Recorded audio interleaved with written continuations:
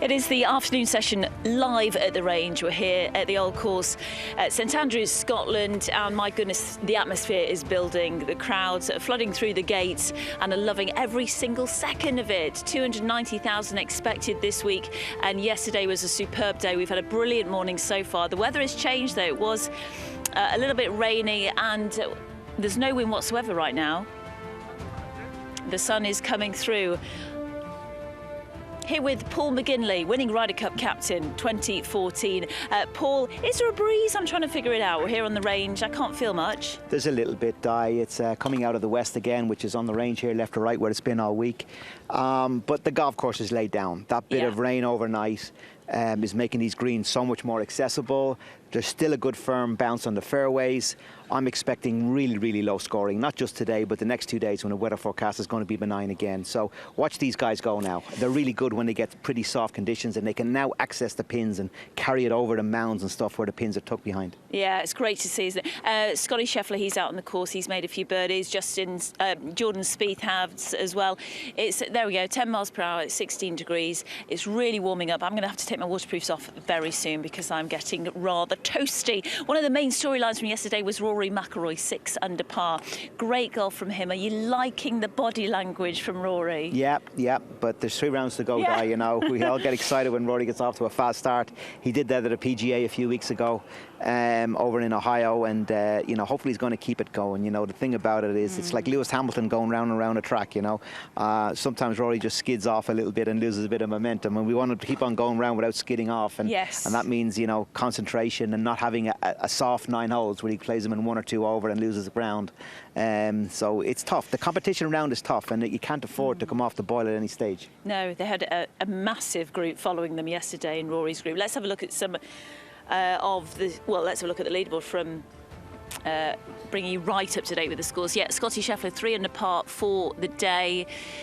Tyrrell Hatton's got off to a really quick start. Yeah, he's played really well around here in the Dunhills, hasn't he? Not great record in the major championships and as well as the Open, but he's won around here in the Dunhill and obviously knows this course well. And in these conditions, these softer conditions, I think will suit the style of golf that Tyrrell plays. Adam Scott almost did it back in 2012. Fantastic to see him at 5 under par through 13 holes. Could he lift the Claret Jug Sunday? Yeah, it's a big ask to keep on going against the quality of players around him. You know, the young guys, you're looking at the Scheffler and the Young. I mean, these guys are going to keep on going. Rory as well, obviously, is really strong, looks really strong, certainly did yesterday. I like Cameron Smith. I tipped him at the start of the week. I just think he's a brilliant putter, and this putting is going to be such a big factor this week. Yeah. I see the driving, the chipping and the putting, those 3 clubs as being the most important. Yeah, you did tip Cameron Smith, so you get a prize at the end of the week if he does lift the Claret Jug from all of us. Rob Dinwiddie's dropped his shot, started at 5 under, but still a long way to go. Those are the latest scores.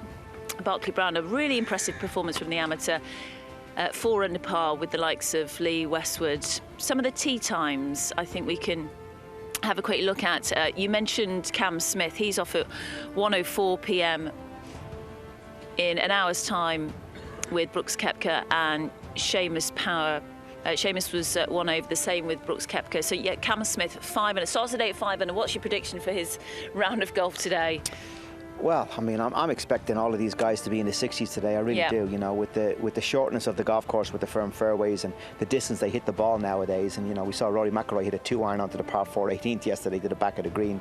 That combined with, as I say, the big change overnight is that bit of rain that we've had, almost half an inch of rain, and that's going to soften the golf course, particularly the greens. And now a lot of the greens are tucked in behind hills and humps and hollows and stuff, and now the players can carry it in over those and spin it and get it access to it. Second is a good example of that. You know, yesterday that pin position would have been impossible, but today it's not. Yeah. Francesco Molinari and Tommy Fleetwood, the bromance continues. Rikuya Hoshino from Japan, he was the first reserve because Justin Rose had to pull out with a back injury. Moving on to 126, there is Cam Young. What a story. What an amazing story. Oh, yeah, 8 under par in his first round of golf. He's done so well on the PGA Tour this season. Golf, yeah, in the Open, yeah. He's a hell of a player. Watch this player go. I mean, he hits it a million miles. Statistically, only John Rahm is a better driver of the ball than him in terms of distance and accuracy combined. So, you know, he's had 4 big finishes already in America top 3s this year, and keep an eye on him. He's a big performance already in a major championship at the PGA. Nearly made the playoff there. So, great stuff. Yeah, he's certainly a guy that could go on and win. Morikawa, Rory McIlroy, Colin, the defending champ, level par, and Xander Schauffele 3 under. Let's have a look at one more tee time for you. 310, Shane Lowry, the 2019 champ. Justin Thomas. Will Thomas be disappointed with level par yesterday? Yeah, they all will. Shane as well had a really slow start, did well to recover from that. Victor Hovland had a great finish. What a finish he had yesterday. Yeah, as I say, this is a change of mindset, Di. This is a change of, you know, they were very coy yesterday with the firm conditions, and rightly so. With less wind today, as I say, in these softer conditions, it's a change of mindset to be a bit more aggressive today. Yeah. You know, you've got to get in the 60s today if you are at the top of that leaderboard in order not to lose too much touch with the guys who are going to lead. You know, we could have double figures leading at the end of the day, probably will have double figures leading at the end of the day, and it's important that those guys stay somewhat in touch with that. It's all set up beautifully for a low scoring afternoon. Paul, thanks for your time. For now, let's get to commentary and we'll see you shortly. And thank you, Di. It is a very exciting day. Great stuff watching Tiger and all the stars out there. I think Tiger is the main star, though. Tony, everyone's watching him, even when he's playing poorly. Yeah, there's no question, is there? You know, I think quite a few people who came to the 150th Open at St Andrews, part of the reason was to see Tiger, because I don't think we're going to see him at another Open at St Andrews. I very much doubt it with his injuries, but he is the star. There's no question. Yeah, he as someone said, I can't take credit for this one. He doesn't move the needle. He is the needle. Yeah, never a truer word spoken. Little practice going on here for Patrick Reed when the coach is out there, and it's not really a warm-up then, Tony, is it? They're tweaking things. Yes, you know, I quite like it when I see guys out there before a tournament round with no coach, or the coach is very quiet, because it should be a warm-up.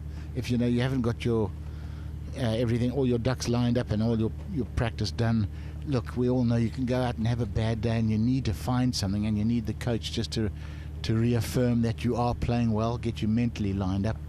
But yeah, for most of the guys, I think, were you a practicer or a warm-upper? Tournament day, I was a warm-upper. Yeah. Just clearly a warm-up. As we talked about yesterday, I had the same exact routine, hit the exact same clubs in the same order every time. I was a prolific practicer, probably over-practiced. But I felt like, you know, I don't know what it was like for you, but for me, I felt like you do your practice, you do your preparation, you work on new swing thoughts or something 2-3 weeks before you want to peak. You need to work into it. You don't do that on site. No. By the same token, we also know that you can arrive at a tournament playing like a complete baboon. Everything's out of kilter, your timing's wrong, and you get on the practice, the first tee actually having clunked it on the range, and you think, you know what, I'll just try this. And something clicks, and you go off and you have a fantastic tournament. It's a weird game, isn't it? And you bring up one of the really interesting things. We've all done it. We've all gone out and warmed up, unbelievable, never missed a shot, and can't hit it on the golf course. But conversely, how many times did you go out there and had a hard time finding the club face, warming up, and had a fantastic day? Very often, because I think it focuses you. You know, your timing's a bit off. The strike's not right there, and it sort of focuses your mind. Whereas you get on the range and you just flush everything from the first short iron to the driver, and it feels like it should just be easy. And then you go out and give it a toe hook off the first, and your day just goes downhill. Yeah, I was always worried about it when I warmed up too well. I was a little bit worried. So 149 ball speed, 225 flat carry. Let's check the consistency here for Reed. Looked like he held that one off a little different. 47. Yeah, that one flew shorter. He was hitting more of a running shot there. So same ball speed, but different ball flight. And that's what it's all about, isn't it, when you're warming up, especially at linked courses. You're trying to hit the little low draw, high draw, low fade, high fade, trying to take a bit off the shots, take a bit of spin off, And that's what it is. It's a warm-up. Get the iron. And this man is actually capable of doing an awful lot with a golf club. He's very talented. Fairway metal. So that was the first one, 161, 143. But it is amazing, and this technology, this TopTracer technology, really shows us exactly how turning it against the wind, left to right, as Paul McGinley just said, as opposed to riding the wind, what type of ball flight and carry you get, even with the same ball speed. And this one went left to right, and look how much further it carried. And they're superimposing things on the first fairway. This is what's really cool. TopTracer technology from the range, and let's go play the first hole. This is like being in a simulator for all you at home. If you haven't done that, if you don't have access to a simulator, go find one. They're fun, especially if you're in a cold climate, wintertime.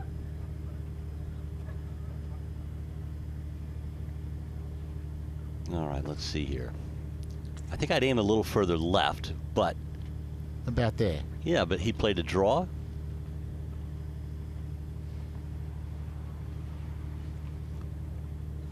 And that's a pretty good spot, and you want to be up the left side. Well, where do you, this front right hole location today, where do you want to be coming in from? Yesterday, front left, we want to be coming in from the left. Yeah, I think I would rather be centered to right half, purely because I would feel like my yardage is going to be more accurate. You know, from the left, they're going to take, you're going to be taking a yardage to probably more front left side of the green, and then your pin position isn't accurate that you've been given on the first tee, because that's taken from the front edge straight up the green.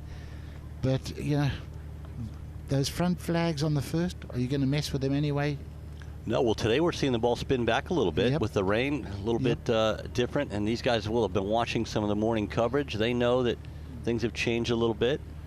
But I agree with you with that right hole location at 1, right center or right side of the fairway. I was always more comfortable, Tony, hitting over something. Yes. As opposed to alongside something. Me too, exactly.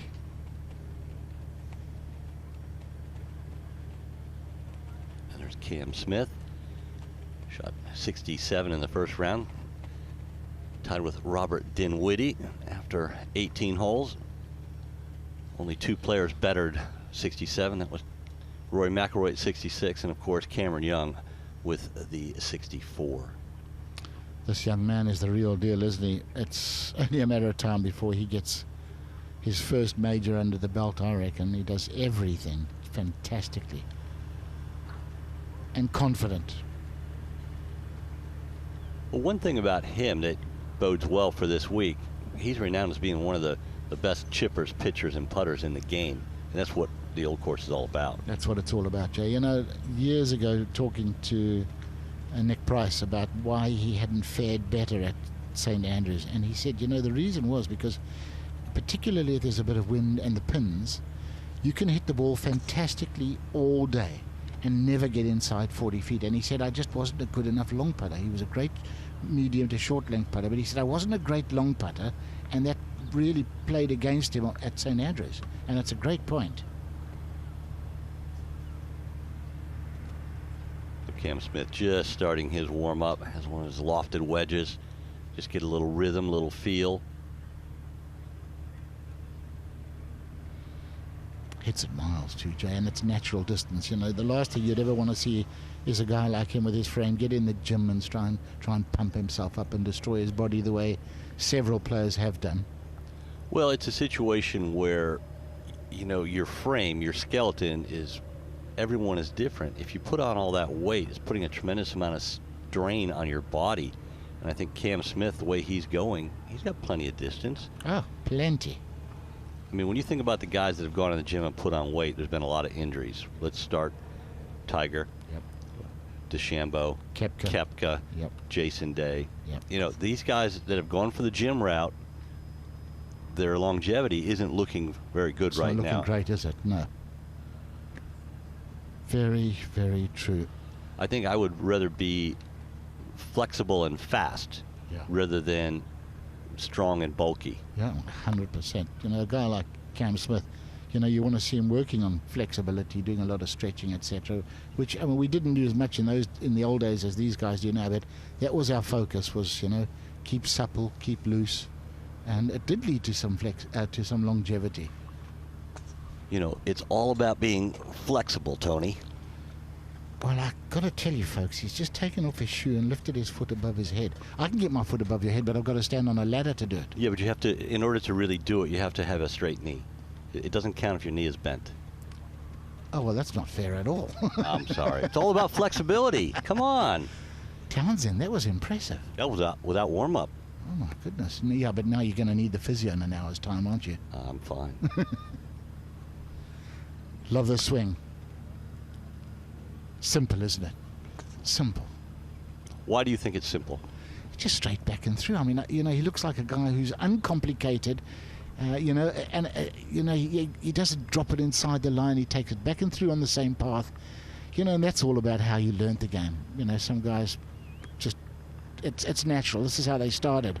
Maybe he had a coach very young in his career.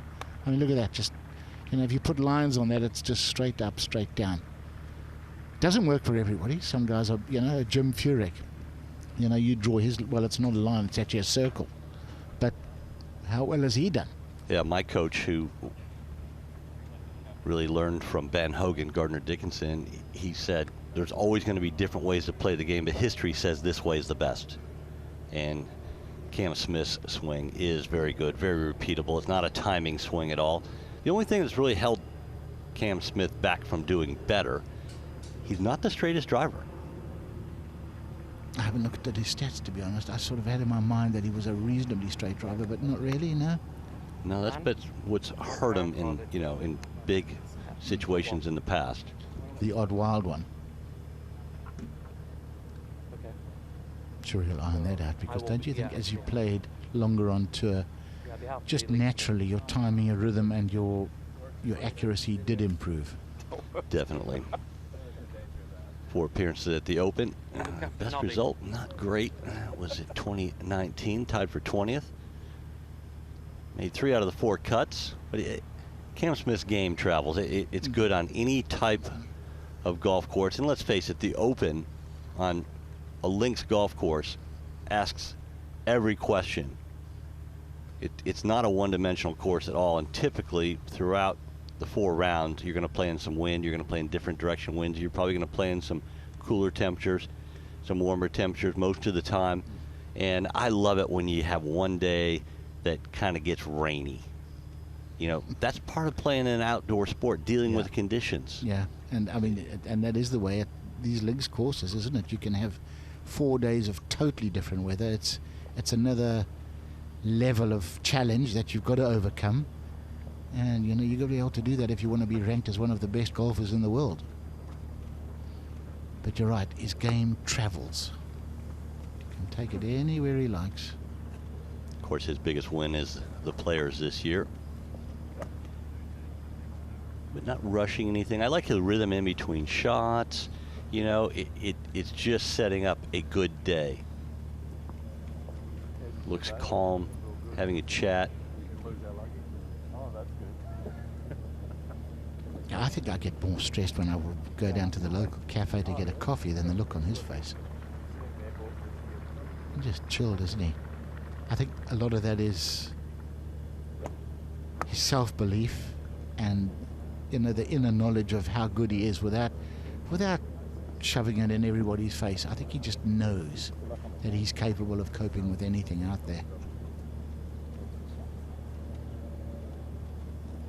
Just a wedge shot, great width. Look how he finishes up on his left side. No stress to the body. That's just a swing that should last for so long.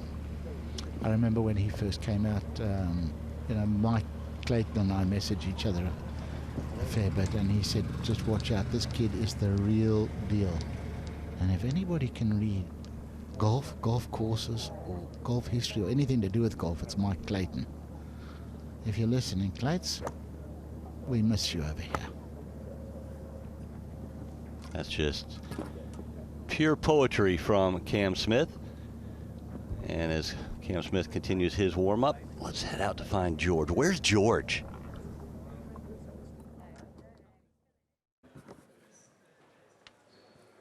Welcome to the Media Centre. We're off course out the back of the 18th, and this is the hub of the worldwide coverage. Let me take you on a tour. One thing's for certain is that this place is huge. Look at the size of it. 650 different media personalities here. Endless, over 300 journalists. This is where, you know, the worldwide coverage comes from. They type away, get the work done, get the grind done, all your stats and facts, all your tweets, you name it, it's all here. And if you look to our left, these huge big screens, every single score of every single player is done here. It takes millions of pounds to get this thing up and running. And I can tell you what, there's over 8 million little pixels in that big screen. Absolutely amazing stuff. It takes 3 weeks to erect this massive media centre. It seems to get bigger every year. People from all around the world flock to get the hot seat here. There's a few local Scottish media as well. Having an iron brew, famous drink in Scotland. Georgie Cox here, that's a big name. Now we've got over 40 radio broadcasters. As you can see, they've got little silencers on each booth, so when people are talking as much dribble as myself, they won't be heard too much in their neighbouring partners. Richard Kaufman's here, broadcasting on the Sky coverage from time to time. But this is an absolute scene of excitement, of energy. When things happen on the golf course, you can sense the pickup in here is massive. The turnover of people coming through here is huge. This is the camera corner. These guys fix any issues that the photographers have. Got over 100 photographers. Now, if you come down here, this is the media and services range. We'll just quickly nip down to this area. The dream team in here, making sure everything runs smoothly. You want to stay on their side, or else might be the last. It's a little relaxing area. Tim Rossaforte, the newest memorial there. Great to be showing respects there. Hey, George. You right, Paul? So in here's where all the photographers go. Over 100 photographers. They've got all their lockers and stuff here, so they like their own area, the photographers. And then we'll just briefly look in here, the cafeteria. Obviously, reso important. This is where everyone gets fed, grubbed up. You know, you can't broadcast to the world on an empty stomach. I remember at Portrush, the TV monitors here and the big screens. I think it was golf on one, Roger Federer versus Novak Djokovic on the other, and then a Formula One final as well. It was an absolute plethora of sport.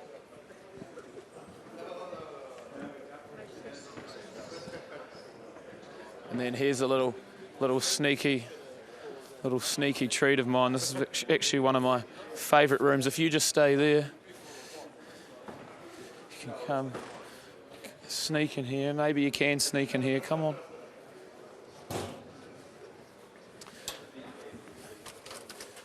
This is a little treats cupboard where I get my lollies, my sugar fix.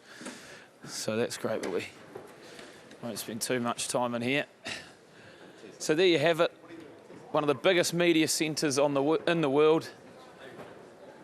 And to finish things off, this is where the winner will sit at the end of the week.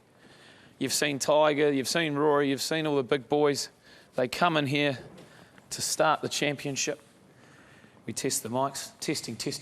Testing my voice. They are working beautifully. Ooh. Questions, please. Questions? No media. Okay, fair enough. Not dragging in the crowds today, but the leaders certainly will be. So this is the hot seat, and this will pack out with journalists later in the week, but not for me, sadly. Back to you guys on the range.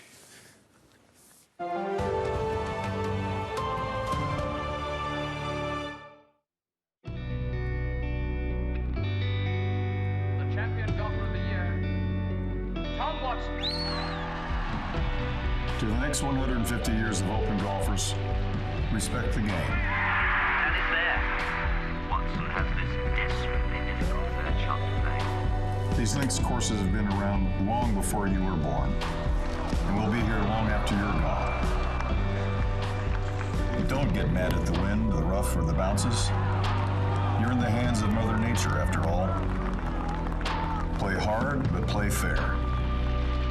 Be known for winning, or losing in the right way.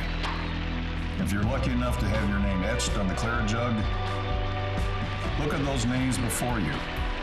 Realize that everything has led to this.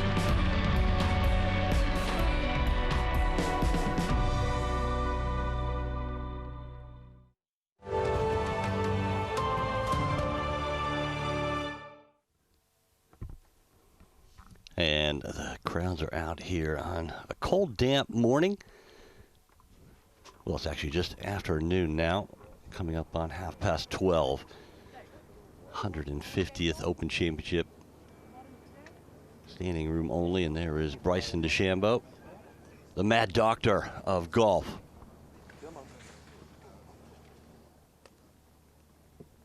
All his irons are the same length, which is quite a engineering feat. To make them all the swing weight, you have to take a lot of weight out of the short irons and add weight in the long irons. They're all 6-iron length.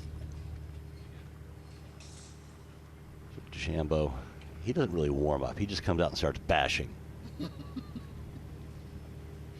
Pretty much.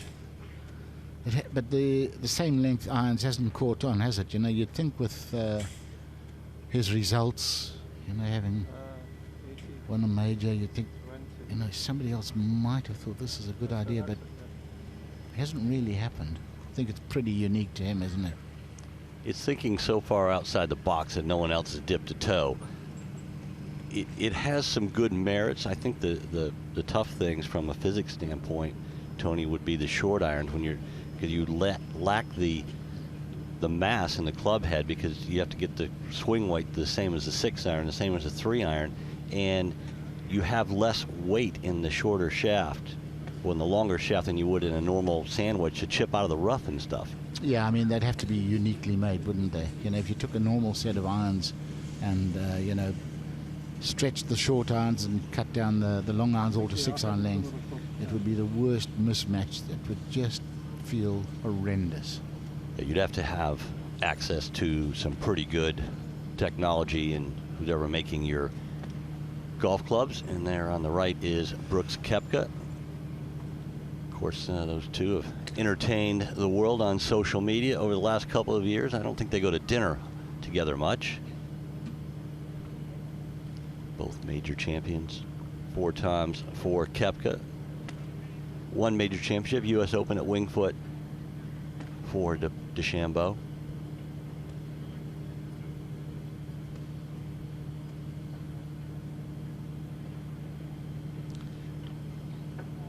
Both paid the price, haven't they, Jay, for, I think, overdoing it in the range, in the gym, heavy weights, etc. Just, you do that as much as these guys do, it will break you down. I'm sorry, it just will.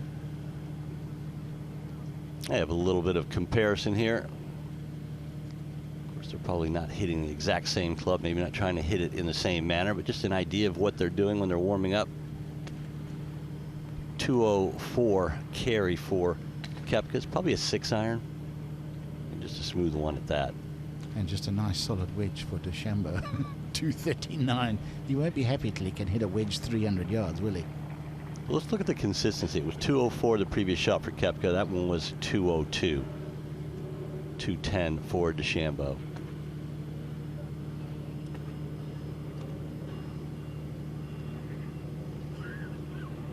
DeChambeau's got the lofted fairway metal out now.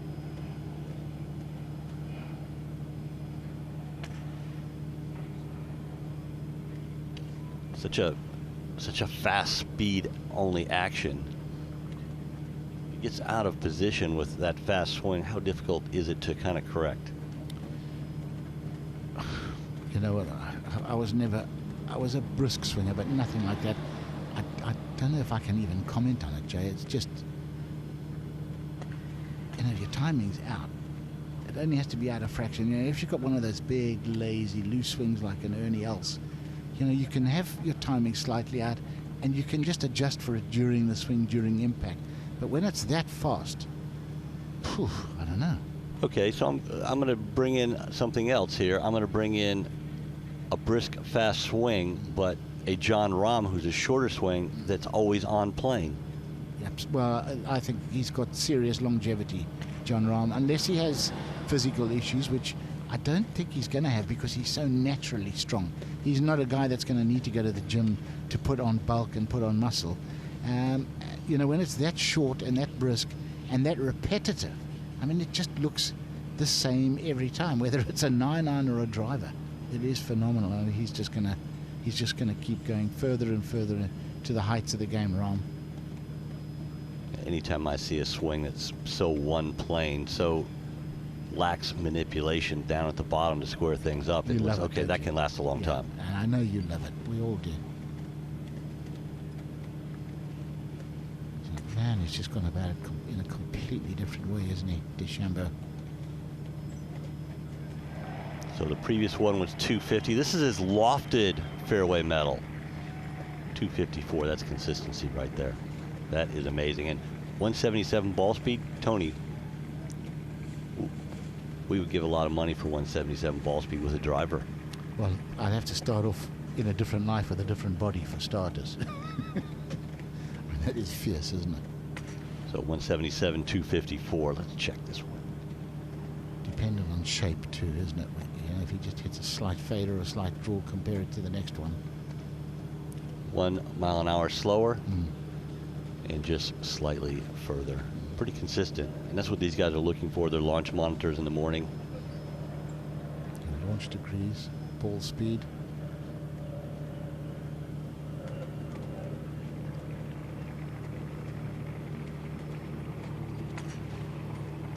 Launch angle with this club has deviated from 9 to 8 to 8. Got the little wireless headphones in, Jay. Is he listening to music? Or? What's your take on that, listening to music while you're practicing? No, I couldn't do it. I couldn't do it. You know, I remember Tony Jacklin years ago. He used to get very irritated by some of the noise from the crowd. So he'd try to play with cotton wool round in his ears. And I thought, well, you know, that's not a bad idea. So I tried it. I tell you what, I couldn't make contact with the ball. I couldn't hear the strike. It was absolutely impossible. I just couldn't play golf.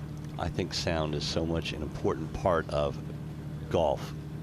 And just the fact that a hearing impaired player has never become a top professional shows you how important hearing is. When I see youngsters on the range at home and they're listening to music, I can't help myself. And I walk up and say, listen, you know, this isn't a good idea. And I explain why. And they nod their head and then they continue listening to music. Yeah, well, you know, I think having the headphones in, the little earplugs and things, I think also it's a bit of an excuse, you know, so that people don't stop you and bother you, you know, and, you know, sorry, I can't hear you, and off we go. I mean, some of the guys have this trick, no names, but, you know, as soon as you walk up to them, you know, out comes the phone and they've got this fake phone call and they're talking on the phone because they don't want to talk to anyone. Get out of here. Funny, I've never had that happen to me. Well, maybe it's you. When I've tried to phone you, you've pretended you can't hear me. I just put deny on there. 304, let's see what this one does. It's got the big stick out, and now we're superimposing it on 18. The clock on the upper right portion of the R&A clubhouse is the ideal line, and that is over there on the first tee. Carry 311. That's a driver and a wedge. It's frightening how far he can hit it. got involved in the long driving championship last year. And I did worry for him. I thought, well, and you know, when you saw what he was trying to do, hitting drivers, I thought, this is going to do damage. And I think it has.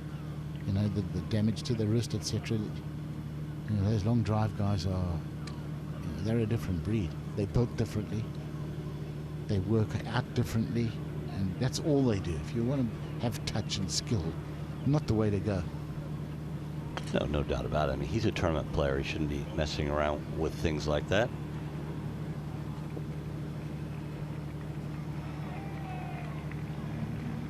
And there is DeChambeau checking his numbers. Everything goes straight to his phone. And while DeChambeau checks out his phone and his numbers, let's go find Di out on the range. Thanks very much, Jay. Yeah, here on the range with George. George, I've not seen you much this week. I know, it's How you nice to be doing? on the range. I hear there's been a lot of coverage done right here in this hot spot, so nice to be here myself. Oh, well, you get a special VIP invite. We don't let many onto the range, but we allow you onto the range because you've been working so hard. What have you been doing? Well, I was caught on camera. I'd like to thank the camera ops for catching me sleeping later in the first day, so I've been getting a lot of stick for that. So plenty of energy now, but I've been roaming around the course, and it's been a lot of fun getting to catch up with all the players, hear their stories, and it's been a wonderful week. Great stuff. The reason you were sleeping is because you work so many hours here at the old course. You've been doing a tremendous job and almost nearly got hit by Tiger Woods, I believe, the other day. Yeah, and I love the fact that you tried to tie Tommy Fleetwood's hair back with a hair bubble and failed miserably. I'm going to have to teach you how to do that. Yeah, well, it's not a strong suit of mine naturally. No. I don't have much practice, but yeah, certainly regret that attempt. It didn't go well. No, but it was great on camera. Behind us, Bryson DeChambeau We've been looking at his swing for the last few minutes, and he's got the driver out. And George, the sound that he makes with that driver is just remarkable, isn't it? Yeah, it's good to watch, especially up close and personal. I thought earlier in the week Bryson's trimmed down a little bit. He's not as big, bulky self, which I think could be a good thing. But one thing I've noticed is how thick the club grip is. He's got such a huge grip on that, which is something he's loved for a long time, and he's bombing that. That is dead straight, hitting through the wind nicely. And now that I'm out here on the range, the wind is not as strong as it has been in the last 2 or 3 days. So could be an afternoon for scoring if it stays that way. Yeah, absolutely. Paul McGinley, we've just had on about 20 minutes ago, who was saying that we're going to see a lot of low scoring, a lot of scores in the 60s. But Bryson's got the tech out again. He's got the ear pods in. I spoke to his caddy. Go on. He's barely touched that one. That's gone barely 200 yards. A little half hosel off the toe there. I feel like there might be a bit of anger in this next one. Okay, let's see.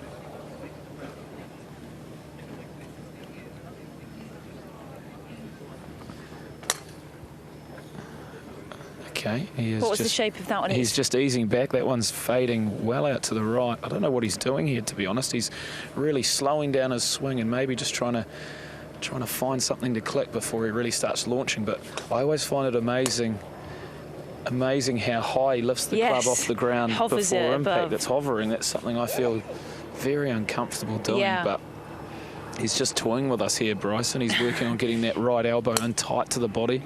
Feels like it's in no man's land when the club's like that, doesn't it? Yeah. Above the ground. And there we go. Now he's back to hitting it big again. That is high and mighty, which could be in trouble if it's any higher than that with this wind. But we saw yesterday on the 7th he was able to drive just off the green. So if it goes well for Bryson, it's certainly a dangerous weapon. He's got the earpods in, listening to a mixture of music. I spoke to his caddy the other day, and it's some upbeat music and also quite a lot of chilled out stuff. So I wonder what's in his ears right now. Yeah, well, his blood's always pumping. He's always got plenty of energy, does our Bryson. So I'd love to know his playlist, maybe some chilled out music is just what he needs. Yeah, exactly. He's got a smile on his face. 3 under par yesterday. Impressed with that? Yeah, 3 under is a really good score. In an opening round of a major, 9 times out of 10, you'll take 3 under par. So you can't be unsatisfied with that. That's for sure. And obviously 8 under was a pretty good score, but you feel like they're able to slowly make that distance up as the week goes on. Yeah, pretty good, I would say. George, I'm going to go very good with 8 under par. Just Cam Young with that fantastic score right at the top of the leaderboard. But a lot of people were saying for Bryson DeChambeau that they were not really rating his chances here, but a great opening round. Yeah, Bryson's been in a bit of rocky form recently. But look, it's the course where with all these par 4s he does have the chance to reach the green. But yeah, we've got Brooksy here. He was 1 over yesterday, so it'd be interesting to see how he goes as well. He's had so much success in majors, but there's no denying it. His major championship form hasn't been as good in the recent years with Pete Cowan watching on. He's a busy man on the driving range. So busy is Pete. I think he's the busiest man here. Yeah, Brooks was he was level par for his front 9, dropped a shot on the second, and then birdie on 9, and then 3 bogeys, 3 birdies on the back 9. So finished at +1. You always want to finish in the red, don't you? In a game of golf, you never want +1 or par. It's always nice when you walk off 18 knowing that you've got red on the scorecard. Yeah, absolutely, and I'd like to make a mention to his caddy as well, Ricky Elliott, the Irishman from Northern Ireland. Had a great week up in Portrush when the Open was there a few years ago. How would you describe Brooks' form right now? I would say pretty, for his standards, pretty poor. Look, he focuses on majors. We know he loves major championship golf, and if he's going to be, I guess, punching above his weight and trying to get to that next standard of major winners, he's got 4 to his name. He needs to keep going with that. So he can't just stop with 4, and he's made it really clear that that's his only target. So, look. I love watching the turf when there's an impact. We can expect Brooks to shoot for some pins today. I think he's going to go all in to try and make a move here on this Friday. Has he got around in his 60s in this afternoon yet? Absolutely. His tee time is pretty soon. These guys have probably got about 45 minutes to go. We've got who have we got here? We've got Billy Horschel with the West here. Ham bow. Of course, it's Billy. I saw him walking off the course yesterday, and he was very, very unhappy. Okay. 1 over par. Sort of got things going and then faded at the end. So I certainly didn't talk to him after his round. Did he completely ignore you? Yeah, such a lovely guy, really lovely guy, and it was tough to see him. See if it's this at this time, second day of the Open Championship. You don't really want to be finding something on the golf course, do you? No, that's on the practice ground, excuse me, before heading out onto the golf course. You don't want to be that's exactly changing anything too much. Yeah. But no. He's got the sticks out, sorting his alignment out. I'm really enjoying his piles of golf balls here. He's gone for like a few mini pyramids. Obviously, he might have five shots per club. Yes, there's a little routine going on there, isn't there? Oh, he's just toppled one over. Okay. I want to go and pick that one up. I'm feeling slightly uncomfortable now that it's toppled over. Yeah, it's not touching the surf. It's not touching the ground either. Yeah. So it's kind of. He's got the iPad in front of him. Yeah, George, you okay? It's not touching the grass. No. You're doing a. It is definitely. You're doing a. Definitely not touching the grass. Vajagus there with getting down low. Well, getting down low, you can really sort of. It's dry. It's dry. You okay? This course needs a bit of rain. Yeah, it does. This week, it does. So I think the links are very happy with this morning's weather. Yeah. Morning, boys. Afternoon. Is it the afternoon? It is the afternoon. It's yeah. Ricky. It's a great. Sorry, mate. We're getting in a couple of people's way, but they're course. Okay. They're all going to the short game area. We've got Tommy Fleetwood. Here's a man to watch today. Yes. Even par. A little bit frustrated with his round. Found plenty of bunkers, so if he can avoid them today, our boy Tommy will go low.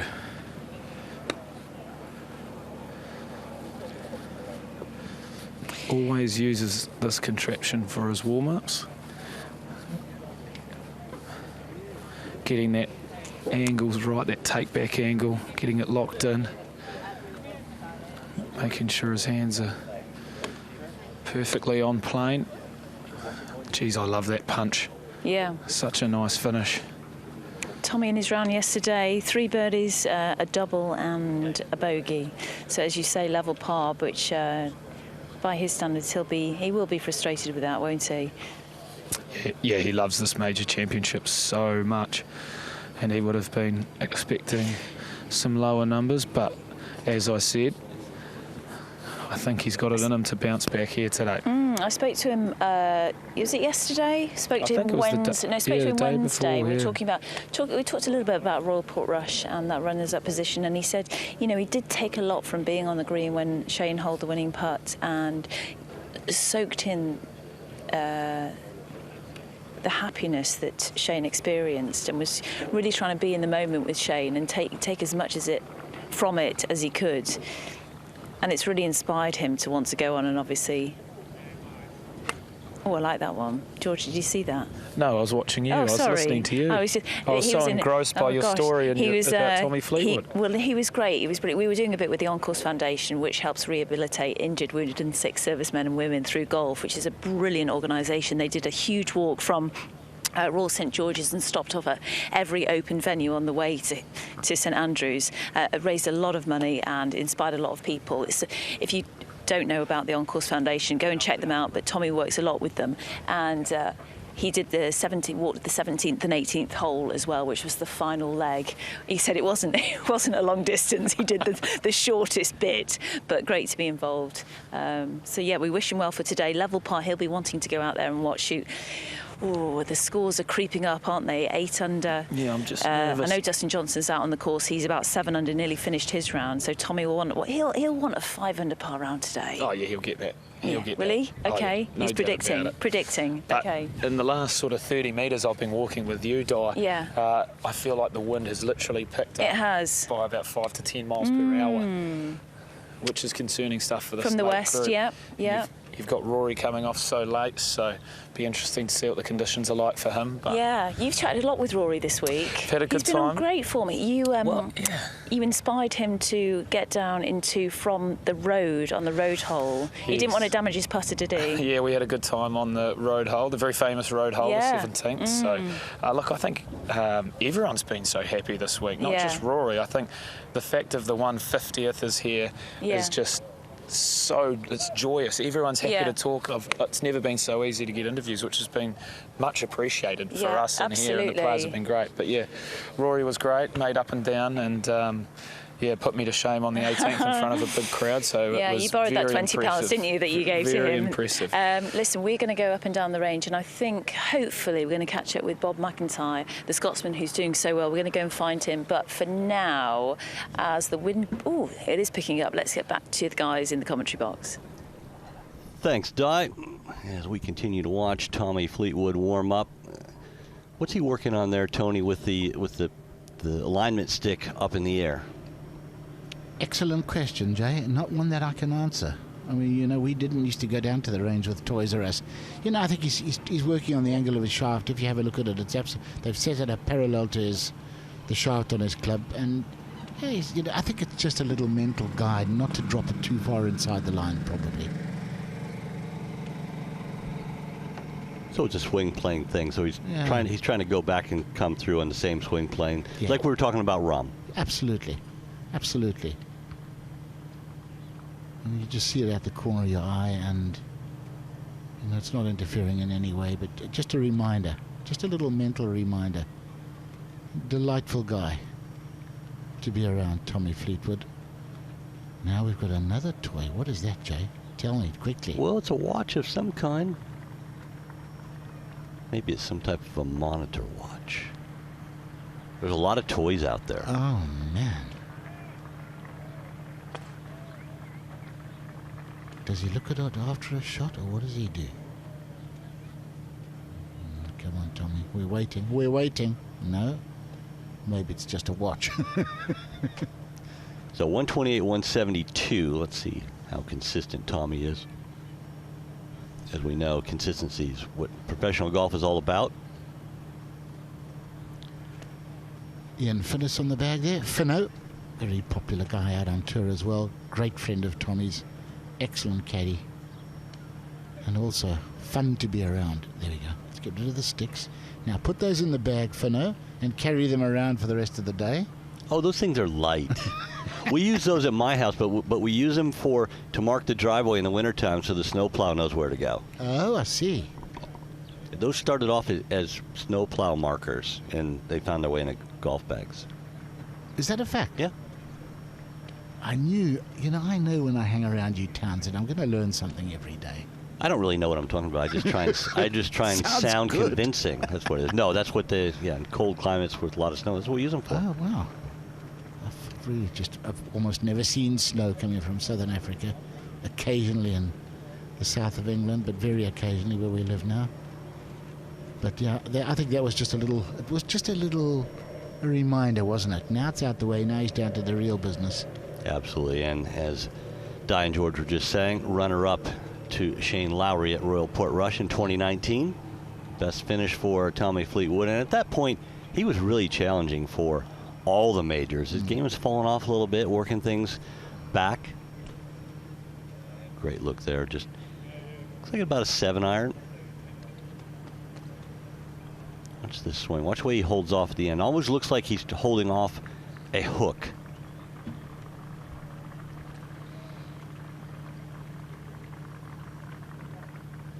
.180, 135 ball speed. Yep, the ball speed a bit that time. A little bit more speed. But without doing anything funny, let's just pick a 7-iron for you. How many different distances could you hit your 7-iron in a normal tournament situation? In the old days with the old equipment and stuff, my whole career I hit a 7-iron between 150 and 155, which is now where these guys hit a gentle putter. But, we used to vary our shots. In the wind, I'd use it anywhere between 110, and if I really needed to climb into one, you'd try and hit a draw, shut the face a little bit, and you could get it out there another 10 or 15 yards. But, it wasn't really our modus operandi, was it, to smash irons? Generally speaking, we used to go down to the shorter iron and smooth it. These days, these guys seem to go to the longer iron and smooth it. They would go to the shorter iron and crush it. Well, as Tommy is going along, changing clubs, building up to the big crescendo, and he's ready to tee off, let's go out and find Henny. Links golf and the weather, they go hand in hand, but it's not always a happy union. Before we take a look at some of the tricks that the weather has up its sleeves for today, let's take a look at the lay of the land. This gorgeous old piece of property is a thin sliver that goes out to the estuary. When we take a look at that front nine, it all goes in the same direction out to the sea. And then as we make the turn back towards St Andrew's Town, it goes in the opposite direction in one straight line. That means that whatever weather you're getting on the way out, it will be consistent and you'll get the opposite of that on the way back. Now, the players in the morning and afternoon waves today, they'll face two very different tests. This morning it was cold and it was wet, but there was that consistent wind, the same wind that we've been seeing all week, about 6 to 10 miles an hour in a west-southwesterly direction with gusts up to 15 miles an hour. Now this afternoon, here's the fun. It will be the complete opposite wind that we haven't seen all week long. Not in the practice rounds, no preparation has been done in this easterly wind whatsoever. The speed will be the same, but the direction completely opposite. And if you're really, really unlucky, you'll have that nasty into left to right wind on the way out, and then it will switch when you're out there, and you'll get that same tough wind on the way back. The players in the afternoon, those will be our leaders, Cameron Young and Rory McIlroy. They'll face that surprise mean test that could cause a little bit of movement on our leaderboard. And we see the flags blowing over the top of the grandstands out on the range. And it's all a matter of what is the weather going to bring. It really changed a lot in the afternoon. Scoring in the first round in the afternoon was about 1.5 shots higher than it was in the morning. What do you think these players can expect this afternoon, Tony?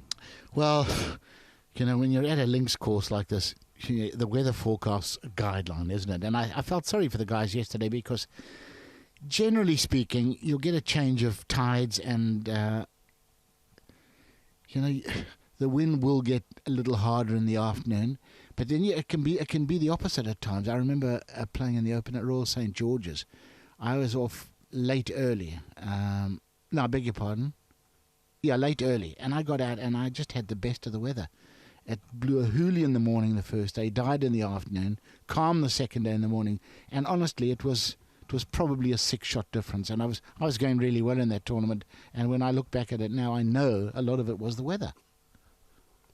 Yeah, the biggest weather discrepancy between one half and the draw I ever saw was in Morocco, where Jamie Spence was leading his half of the draw by so much. I was on the other half. I was very lucky and ended up, Jamie should have won the tournament by 15 shots. And I think he was 10 clear of everyone in his half of the draw. It was pretty amazing. Yeah, there's no question when you're playing an outdoor sport. And then what happened? Well, it was okay for the rest of the weekend. Now let's look at Horschel. Horschel, former winner of the FedEx Cup over on the PGA Tour, current holder of the flagship event for the DP World Tour. He won last fall at Wentworth. Very, very meticulous player, especially the way he warms up. A lot of times he goes back and sets his club at the top of the swing. Right? Yeah, he's working on playing his backswing. There you go. He's always working on that set position at the top. I watched him warm up every day at Wentworth last year, and he did this every single warm-up day. I love Billy's intensity. I know he can get quite hot under the collar, but I love the way he goes about the game. I love his interviews. He's one of the lads. I just have a look-see. Kind of gets it back there, then keeps the club in front of him. The way down, rehearsal. I think the players use rehearsals and practice swings more than what players did in our era. Yeah, 100%. You know, on the range we used to try to sort of emulate what we were going to do on the course, the pre-shot routines, but, you know, I don't think we were quite as phobic as getting every part of the swing into a particular angle or position. I think it was probably a bit more feel. And I think, again, that's down to coaching technique. It is down to... you know, the technology, the TrackMan, the TopTracer, all of the things that these guys use. You know, you can see every half a degree, every mile per hour. I mean, personally, I think I probably would have ended up where I should have ended up, in a sanatorium. I was always a techie, so I would have played right into the whole TrackMan thing. It would have helped me out a lot. I was probably over analytical. Okay. So it would have helped my OCD analytical behavior. So if you'd had it, you definitely would have used it. 100%. I would have been all over it.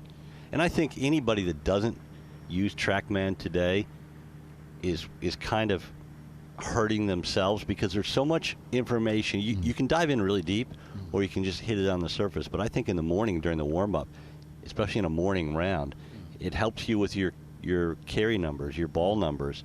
Yeah. For the morning rounds. We look at Bob MacIntyre, the Scot, standing on the wrong side of the ball. What's going on? No, they've got the camera reversed again. Oh, did they? Okay, okay. It's the cameraman's fault. It's George's fault.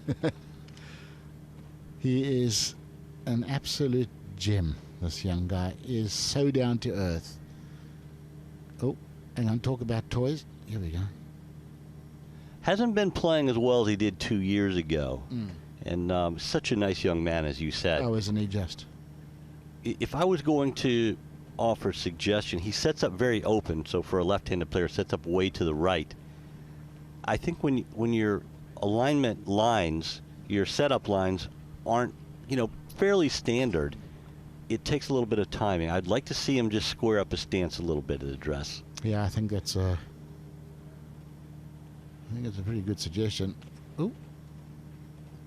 I don't know if I could have kept that ball between my forearms, Jay, you know, because I used to vary between the flying right elbow and having the elbows tucked. And if the coach would have told you to put that around your neck and hold that between your arms, you would have given him the evil look and scared him away. Well, I worked with the wonderful Bob Torrance for a number of years.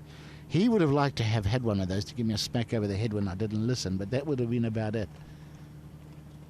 The late, great Bob Torrance was such a great figure on the DP World Tour for decades, and of course the father of Ryder Cup hero and captain Sam Torrance. Bob was a real great man and a real student of the game. Oh, really, he was. And yeah, I mean, we all just loved him. And what an eye he had. You know, I arrived at a couple of tournaments absolutely clunking it. And we'd go down on the range and he'd make 2 swings and he'd say, do this. That's all it needs. And you'd absolutely flash it and he'd say, right, carry on, go away and play. And, you know, and it used to make a massive difference. 2 looks at your swing and he knew exactly what needed to be done. Yeah, Bob was old school for sure. And we're going to have a little TopTracer onto the first hole. Of course, these guys don't know where they're supposed to be aiming. So they've got the TopTracer for going straight, but from where they are. But they might be aiming to the right or the left and that type of thing. I think the cool thing is to see how far the ball goes down the first fairway. And this is just a lofted fairway metal. It should be called fairway wood, shouldn't it? What do you think? I would. You know, the day I call it a fairway metal, I implore you to smack me over the head with your microphone, please. Well, you won't have to ask twice. I know, and I shouldn't have said that because you've done it a few times already this week. You know, I'm trying to be, you know, I'm trying to join the 21st century. Let's have a look here. 285, 291 total. That's perfect position there. Little 3/4 wedge shot in there, little spinner. Throw it past the hole at the first. But we talked a little bit earlier with the front right hole location today. Both you and I kind of prefer a little bit down the right center today. And St. Andrews is really all about angles. Yeah, all about angles. So right. And that's why, you know, when Tiger won, he didn't find a single bunker. That was all about the angles, hitting it into a particular spot. From Bob MacIntyre, let's go down to Diane George. Thanks very much, Joe. We are behind Bob and Cam. And Cam Young. It's a great position, isn't it, George? This is the best seat in the house right now. Yeah, it sure is. These two boys played together in the opening round, and they'll do so again very shortly. Yeah. What a group it would have been to follow. 8 under par. That's some serious golf. Amazing, yeah. Incredible. No drop shots. 8 birdies in Cam Young's round of golf, and we spoke a few hours ago about the fact that he came over here when he was 12, 13 years young with his parents and said to his mum and dad, he said, do you know what, I'm going to turn pro. This place has inspired me so much, and he's come back here and produced just an outstanding round of golf on the old lady, on the old course. Absolutely brilliant. What's he doing right now? What's he doing? He was just getting into his wedge work. What I can see here is he's just holding the swing at the top of his backswing, holding a pause and just dropping the wedge on it. And that's when you realise you can hear the links golf turf underneath you. There's a certain thud which you don't get in normal weeks on the circuit. And he's just really limpering up slowly. See that pause at the top there? And he's playing little baby fades. But what impressed me yesterday was that his front 9 of 5 under was in the tougher conditions, going into the wind, coming from the left as a right-hander. That's a pretty daunting task. So for him to be able to produce such a good front 9, and then he would have been a little bit frustrated with the back. But to finish with a birdie on 18, it would have made dinner taste that much sweeter. Yeah, as I say, 8 birdies, no bogeys in his round. Simply sublime. And it's always difficult, though, isn't it, to follow up such a great round of golf with another. Extra pressure on him today? Yeah, that's right. Like he'll no doubt see the big scoreboard on the first hole, and that DJ's up there with him, and people are catching up. So all of a sudden he's tied for the lead, and today is a new day. It is so hard to back it up. So he'll be looking to just produce a really solid round. He won't be searching. I don't think he'll be searching for that 8 under again, because that was just an amazing day out. If he can just hand in a solid card and get to that 3 or 4 under stage in a major. Remember, this is a major, and if he was offered 3 or 4 under today, I'm pretty sure he'd take it. Yeah, it's just spoken to a couple of the guys here saying it's a marathon, it's not a sprint, but when you see the likes of DJ overtake you, Dustin Johnson's just gone to 9 under par. There are so many birdies out there. He'll want to shoot.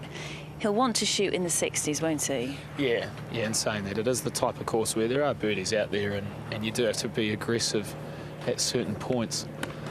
But isn't it a great story, as you mentioned? And playing alongside Bob MacIntyre is also another great story as well. He's played in 9 major championships and is yet to miss a cut, so he rises to the occasion. The Scotsmen, they love him here. He'll draw some crowds, especially playing with the leader. It's quite a fun group to watch this afternoon.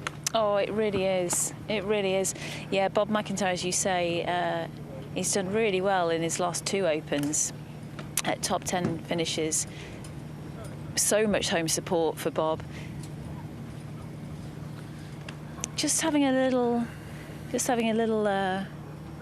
look at what he's doing right now. Loves to play a draw. He quite enjoys this wind in the front 9, he was telling me.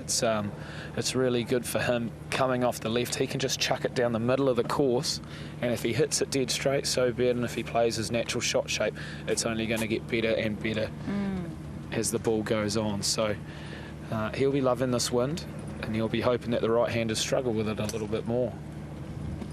Yeah, 2 under par yesterday. They tee off at 1:26, so 21 minutes until their tee time. He had 3 birdies on his front 9, just the 1 drop shot on 6, out in 34, and then 2 birdies, 2 bogeys on his back, so a round of 70 for the Scotsman. They're playing, 1:26 just before them. We've just seen Tommy Fleetwood go past us. He's playing with Francesco Molinari, and one of the stories, Rikuyo Hoshino, who's in because Justin Rose pulled out. So the tee time's coming thick and fast. The last tee time today is at 4:16. It's about pacing yourself here at the Open Championship, isn't it, when you've got a late tee time? It's crazy. Some people would like to go home and knock off at that time, but to think that someone's teeing it up on the first at St Andrews is absolutely marvellous. Yeah. How much confidence will Bob take, the fact that he's done so well in previous Opens? Yeah, massive. He's a fighter, Bob. Like, there's no secret, the last sort of 6 to 8 months haven't been his best. We've seen a lot of good golf from him in his young career. Yeah. He's really impressed a lot of people to start his journey as a professional golfer, but he has been a little bit behind the pace in terms of his standards. But one thing we know about Bob is he is a true fighter. When he gets over that white line, he does get the fever, the white line fever. He's a competitor. Yeah. He won't take anything for granted. So he knows how, that's why he does so well here at the Open, and majors in particular. He knows how to grind out a score when he's having a tough day. Yeah. Which really impresses me.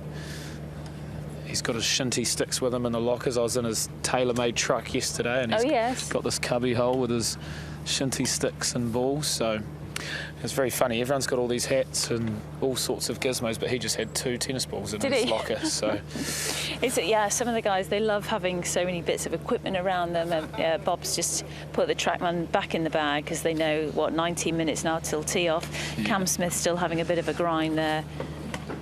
Bob MacIntyre was runner-up at the Amateur Championship. Now one of the big poster championships here, and one thing we've learnt is that the runner-up seems to continue on and push on more often than not, better than the champion. So as Bob heads off to the tee, have a great day, mate. That's a great group. It certainly is a great group. It's going to be one to follow. Yeah, absolutely. Okay, Cam will be making his way shortly. Come with me, George. Let's see who else is around. Let's get back to the commentary box now, but we're going to go down here. Well, thanks, Di, but first I have a question for George. George was in the candy store yesterday. I want to know how much your luggage is going to weigh going home as opposed to when you arrived after going through the TaylorMade truck. That's what I want to know. Yeah, well, I was certainly doing some flirting, and I didn't walk out with too many new clubs, that's for sure. Well, you need to work on your flirting, George. Come on. Yeah, you're telling me. What did they give you? I figured you were going to need at least a couple of kilos extra. Well, I actually, one of my favourite moments was seen in Tiger Woods' locker. Okay. There was a little spare cover head. I'm not sure you can see that, but just in case he loses the little Tiger, there's one spare for him. So, that's so cool. I'm not going to lie, I had to keep my hands firmly in my pocket. or else I was going to take that home with me. But, George. But you know, it's pretty cool to go behind the scenes, and yeah, I've got to work on my golf game before I start walking out with free clubs, that's for sure. The key is, you're going to work on your golf game, or you're going to try and buy it in the TaylorMade truck for free? Yeah, well... They're not selling them cheaply. Well, what, you know, and after the cut day, maybe there's a few golfers going to throw their clubs out, a few angry golfers, and I'll just sort of sprinkle along and dip my toes. But yeah, to be honest, it doesn't matter what golf clubs I'm using, it's not going to go well. Oh, I've heard you're all right, George. I've heard you're pretty good. I've been trying to work on the handicap. Okay. But it's a hard road. Well, we can pick up some top tips here on the range, can't we? Okay. Jay, let's get back to you. Thanks, Di. Thanks, George. Good stuff. All George would have needed to do was follow Tony Johnstone around. He used to litter clubs around from time to time. I had very slippery grips, Jay. It was nothing to do with temper. You've always stuck with that story, haven't you? Yes, and nobody's ever believed it, but I'm sticking with it. It looks like the flags are blowing a little harder. The wind is picking up. It's definitely strengthening in the last half hour. And there is Cam Young, our leader after the first round, led by 2 after 18 holes in that bogey-free 64. And Cam Young is all the way over on the right side of the practice ground here. Tony, practice ground, winds blowing left to right. Where are you going to drop your golf balls to warm up? Far right side, and try and hit as much into the wind as possible, because, you know, a left to right wind is never ideal on any range, but, you know, the way the land is laid out here, it has to be done. But yeah, I would be far right side and trying to angle it as far into the wind as I could. Yeah, absolutely. I love where Cam Young is warming up. I think it was okay for Bob MacIntyre. It didn't matter for him. He loves this left to right wind. Yeah, perfect. Yeah, if you're a left to right hitter, practicing on a left to right wind is just no fun, because you end up trying to fight it subconsciously. You start coming over the top of it, and it can all go catastrophically wrong. And right-handed players never like the wind hitting them in the back when they're standing over the ball at address. Kind of pushes them out over. And you always want to hit it on line, and then you start pulling it a little left so the ball ends up on its target line. You really have to just focus, I think, on your start line, and it doesn't matter where the ball goes when you have it doesn't matter how much a bad it moves. situation. Make contact, and actually you've felt the strike, look away. Don't worry about where it's going. 13:26 for our first round leader, which that's in about 19 minutes, so not far off. Clearly he's already done his putting. It's a bit of a buggy ride from the practice ground to the first tee. You have to plan at least 10 minutes in case there's a bit of traffic. Yeah, no, you've got to take that into account. It is a long way off, and as you say, you know, a lot of guys will hit a couple of putts before they go to the range. Then they'll do their main warm-up session here, and then most guys will go back to the putting green. And you just want 10 minutes really, just to feel the pace of the greens, get the eye in, and then the first tee's right there. But you do have to plan. You've got to plan the trip from range to first tee. It's all blocked off for the players, etc. So it's made pretty easy. But yeah, add a few minutes. Would you say the golfers are a punctual lot? Well, I tell you what, I spend a lot of time with you, and you are a pain in the butt when it comes to... I mean, I've never met a more punctual man. I mean, if we agree to leave at 8:30 in the morning to go to the golf club, if you arrive at 8:31, there's an empty car park. Townsend's gone. He's gone, folks. Being on time is 15 minutes early, Tony. I'm glad I finally trained you. Maybe I think it was Karen that probably trained you. No, it's a great thing to have. The ability to be very punctual. And to answer your question, yes, we lived by minutes, didn't we? If you were, if you're 30 seconds late on the tee, and the other guys have hit, you're disqualified in the early days. Then it became a 2-shot penalty. So we've lived by the clock our whole lives. No question about it. Cam Young. I wonder what it was like sleeping on the lead at the Open Championship. Not only the Open Championship, the 150th Open Championship. Not only the 150th Open Championship, but at the home of golf, St. Andrews, the old course. Doesn't get any more special. No, it doesn't. And you know what? There'll be a lot of human beings that wouldn't have slept a wink last night if they were in that position. A lot of pros. We've all known guys who were poor sleepers when they were in the lead, and just didn't really, they weren't comfortable with it. How he slept, I don't know. He looks pretty relaxed. No bags under the eyes. That's always a giveaway. They got the big stick out now.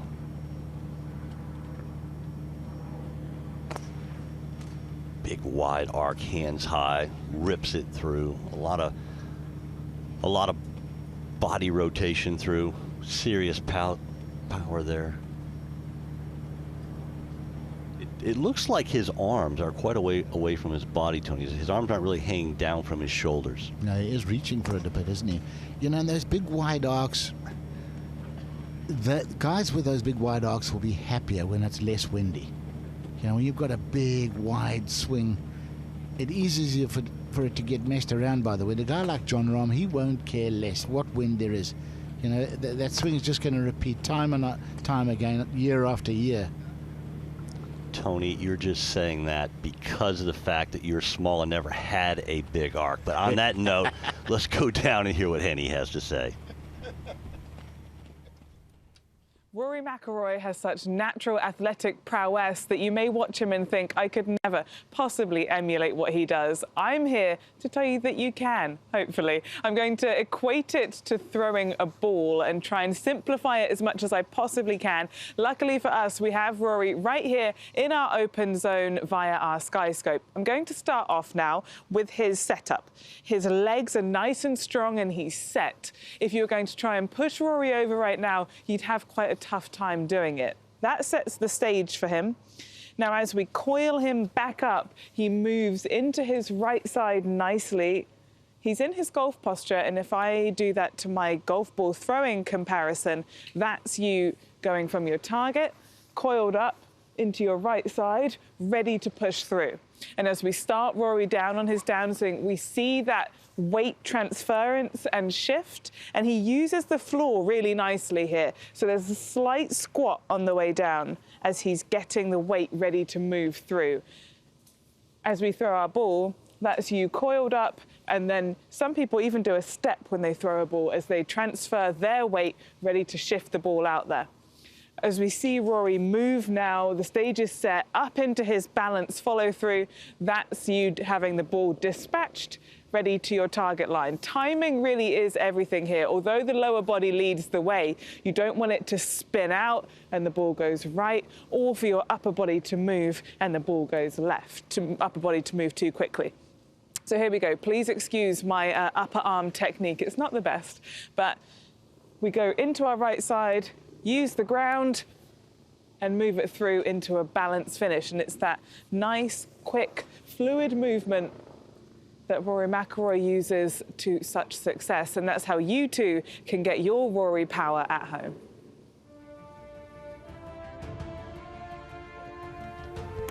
Rory had the power yesterday. He was out in 66. He's been overtaken now, but he hasn't teed off yet.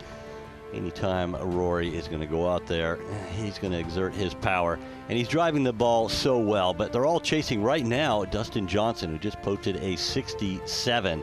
He's at 9 under par. Cameron Young, we just saw him warming up, heading to the tee just past the bottom of the hour. Great round from Adam Scott, 65. For the former Masters champion, he'd love to add a Claret Jug to his green jacket. Aaron Wise, the American, a nice round this morning, 5 under par, 65 after shooting 72 in the first round yesterday afternoon, so taking advantage of the morning scoring. Tyrrell Hatton going along really well. He's on the final hole. He'll be looking to pick up a birdie and join Cameron Young on 8 under par. Hatton hasn't been playing the best of late, but certainly doing well, as is Scotty Scheffler. Playing alongside Hatton, you'd have to bet on both of those guys making a birdie 3 at the home hole. Tristan Lawrence, the South African, who won the Joburg Open earlier this year, round in 71 after a opening round 69. Sam Burns, 4 under on the day through 10 after a disappointing 72 yesterday afternoon, but it was much more difficult in the afternoon yesterday. Jordan Spieth playing well on 5 under par, 4 under on the day. Former Open champion climbing up the leaderboard into the top 10 as it stands right now. And just looking at the first of fourth, Tony, it looks like the wind is starting to pick up, but the rain is going away, and that's going to bode well for the afternoon. Yeah, it is. And, you know, we want to see a bit of wind. You know, the old course is pretty defenseless against these guys with modern swings, modern equipment. If there's no wind, it's nice and firm, You know, the surface after that rain will dry out, but you have to have a bit of wind here, and it'll make it so much more interesting for, you know, the millions and millions of people around the world watching this. And there is two-time Open champion Ernie Els. Had it going in the first round. Midpoint of the back nine was 5 under par, and people were talking, oh, Ernie Els, 52 years old, can he win a third? And when you get to that age, it's hard to not only put all 18 holes together, but it's really tough to put 72 holes together. Yeah, it really is. And, you know, we know Ernie doesn't putt as well as he used to. He was one of the best long-range putters that ever lived. His touch on, and the faster the greens got, the better he putted. But, you know, we know his putting's not the same, and, you know, if it will show up, it'll show up in a major championship. But he had us going for a while, didn't he? And, you know, if he could get the putter working, there's no reason he can't play fantastically around here. The course is running. He's got the experience of this course. He's got the knowledge. He's very good in the wind. We know that. He's able to, you know, take spin off it, hit different trajectories with his irons. And it's still the most glorious rhythm. Oh, my nerves. I'm so jealous, Jay. Oh, I mean, the tempo, he's always been the envy of everyone. But look at the length of the swing, even at this age of 52. Most of the time, your swing gets shorter with time. Ernie's has remained nice and long and fluid. He's a big boy, isn't he? I had a conversation with Ernie years ago. He always said in his biography and the tour guides that used to have height 6'3". And my brother-in-law caddied for me, who was 6'3", and Ernie was taller than him. And I said, Ernie, you're not 6'3", you're at least 6'5". He said, no, I'm 6'3". And about 3 months later, he went, Johnston. He said, you know what, you're right. I went and had a full health checkout. And you know what, I'm 6'5". The tall guys don't care. It's guys like me. You know, I'm 5'7" and 4/17 of an inch. You don't want to lose anything. But the big guys, I'm about 6'3", 6'5". Who cares? You see, I never cared. I was always 5'15".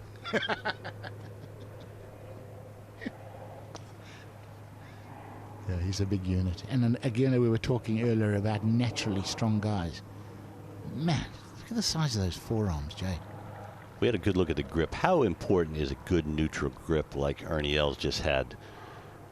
I think it's important. You know, I think it makes it easier to work the ball both ways, which Ernie's always been able to do.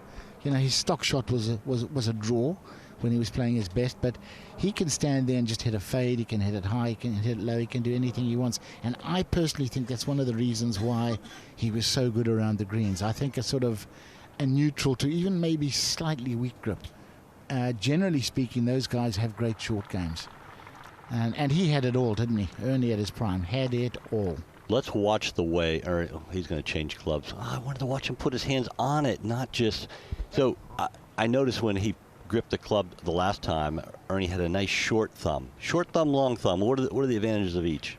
Good point. I always had a pretty long thumb. And with a long thumb, I always felt like it was easier to flop the club at the top of the swing. I'd get to the top of the backswing and the club tended to flop. But with a short thumb, I think everything stays a little bit firmer up at the top. Anytime my thumb could have even gotten remotely long, I think my old man would have whacked me in the back of the head with the grip end of a club. He was a taskmaster, but yeah, the grip. He said the grip is the only contact you have with a golf club. Make sure it's good and consistent. Yep, absolutely. You know, when you're teaching kids, first thing you do, make sure they've got a good grip. As you say, it's the only thing that attaches you to the golf club. The rest you can work around. Now let's watch when he puts his left hand on the white left thumb. Watch how short it goes. He kind of puts it up and then pulls it up. This is just absolutely as good as it gets. Okay, thumb on there. Not quite ready yet. There he goes. Look at that. That left thumb does not go beyond his left index finger. Then he pulls it up a little shorter. Great stuff. That's like a vice grip in there. But you're not gripping tight. No. But it's there at the top when you want it. Yeah. You know, I think also a lot of kids, I know I certainly did, when you take the game up and you've got small hands, you tend to start off with a baseball grip. A lot of, you know, kids and juniors. And that's where you can end up having a long thumb. You know, the overlap on a baseball grip, and then it's a very hard thing over your career to get the smaller grip. I mean, I don't think Ernie ever. I think Ernie wasn't I think he was born with big hands. I don't think he ever had small hands. No, probably not. He's not only about 6'5", he's about 4 feet wide as well. The frame on Ernie Els is pretty large. Let's just have a look at Ernie's grip there again. That's just beautiful. It's perfection, isn't it? I mean, yeah, you just don't get better, Joe. You don't get better than that. And as you said, there's nothing that's forcing him to play one shot or another. He can play any shot that he could ever imagine. So important. The most important things are grip, ball position, and alignment, because those are the 3 things that you can really control. And I watch so many amateurs that I play with at home or over the years in pro-ams and that. If you have a poor setup, whether it's grip, alignment, or ball position, you have to make a bad swing to hit it on line. Yeah. Those things happen before the club ever starts in motion. Yeah, that's right. It's all about compensation, isn't it? You know, you're compensating for a fault. And you can't do that consistently. There's always something happening slightly differently. Absolutely. That's why alignment is. That's why I mentioned it about Bob MacIntyre. Alignment is so important. But anytime you watch Ernie Els, you're just going to get better. He doesn't do anything you think, wow, that's kind of a weird move. I loved practicing just behind Ernie in tournaments. I wanted the spot just behind Ernie and just let that rhythm just wash over you. There we're superimposing through TopTracer Ernie's shots onto a number 11, the Strath hole, one of the great par 3s in the world of golf. 167 is what it measures. Let's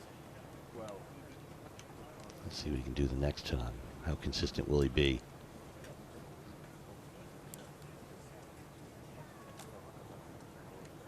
Ooh, I like this one better. Oh yeah, what's not to like there? A little left to righter, a little left to right slider, but it's downwind. It's going to be a tough putt. It's a beautiful thing to watch, isn't it? Sorry. Yes, sir. Of course you can. So let's have another look here at Ernie. This is just absolutely pure at 52 years old. No hitches in that giddy up.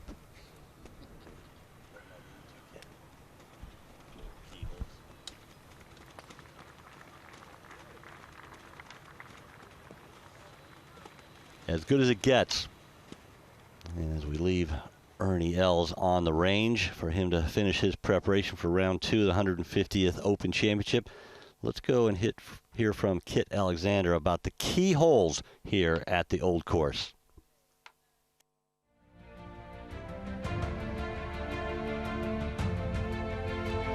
The first hole on the Old Course has one of the widest fairways in golf and only measures 375 yards. But don't get complacent. With the prevailing wind into and from the left, there is a preference for hitting the approach from the right-hand side of the fairway. A safer tee shot down the left leaves a tougher approach with the wind directly across the player and landing onto a hard and fast putting green. The Swilk and Burn comes into play down the right of the fairway and in front of the putting green. The second hole measures 452 yards and it's a blind tee shot over the course, so the player has to commit to the right line off of the tee. But that correct line will change depending on the hole position. If it's on the left of the green, the play is down the right side of the fairway, and that risks bringing the pot bunkers into play in the right-hand rough. And the prevailing wind, well, that pushes balls in that direction. Anything left-hand side of the fairway will set up a second shot with a hard left-to-right wind onto a green that throws the ball right on landing. With the course playing hard and fast this week, picking the right club and landing spot is absolutely vital. Hole positions on the right are also protected by 2 large pot bunkers built ahead of the last Open in 2015. A 4 here is a very good score. The 480-yard fourth is another blind tee shot. The ideal line off the tee will again depend on the pin position. Long hitters may try to thread the needle and hit down a 15-yard stretch between the cottage bunker and thick rough. Taking a safer line down the 15th fairway is an option, but a small pot bunker awaits, and anyone finding that is likely to drop at least a shot. The further left you take your tee shot, the more your approach will ride that wind and kick off the left to right sloping green. That would leave a really tricky chip for your third shot. The green falls significantly from left to right and is more severe the further back the hole location is placed. If the hole is at the back, there is a greater onus on playing in from the right side of the fairway.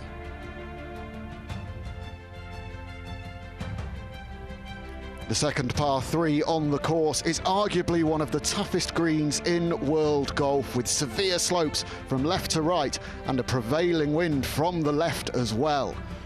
Everything feels against the golfer at the very far end of the links.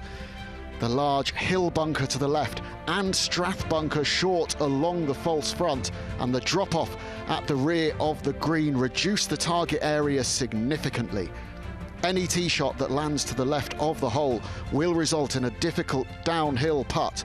Shot shape is important here, with many players hitting a right to left to hold the ball against the wind. The 12th hole only measures 351 yards, but it's deceptively tricky because of a series of fairway bunkers that can't be seen from the tee. The prevailing wind is often helping, so the longer hitters have a chance at taking on the green. Others will choose to lay up short of the bunkers, leaving a long second shot into a challenging, heavily contoured putting surface. The top level of the two-tiered green is only 12 paces deep and demands pinpoint accuracy when the flag is located there. Whatever weather conditions, this is a great opportunity to make a birdie.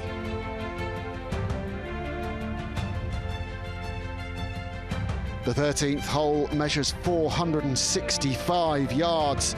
The treacherous coffin bunkers await the tee shot with the prevailing wind out of the right. Once again, the strategy depends on hole location. If it's on the left or the middle of the green, a drive down the 13th fairway is appropriate. When the flag is on the right, the longer hitters may choose to go down the 6th fairway, over or left of the coffin bunkers. It's important to hit the approach with the correct shape to hold it against the wind and the contours of the green.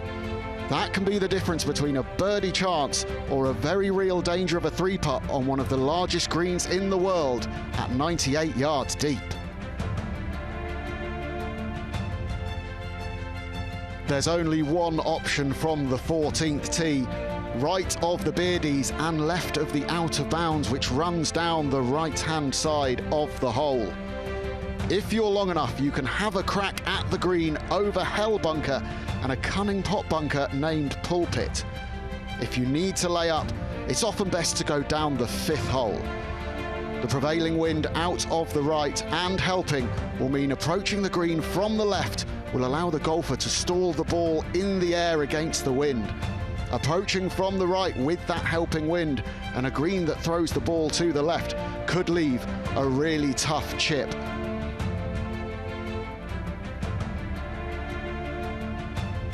The 418-yard-long 16th was the second toughest hole at the 2015 Open Championship. With the wind out of the right, there are a couple of options off the tee. The aggressive play is between the principal's nose bunker and the outer bound fence, where the golfer can ride the wind or cut a tee shot off of the principal's nose. Deacon Syme's bunker also comes into play a little further up if you choose to take that aggressive line. It's small, but it's penal. The safer option is left up the 3rd fairway, which leaves a second shot into that prevailing wind to a green with a steep rise at the front. Controlling that approach to get the ball landing on the flat of the top is absolutely vital.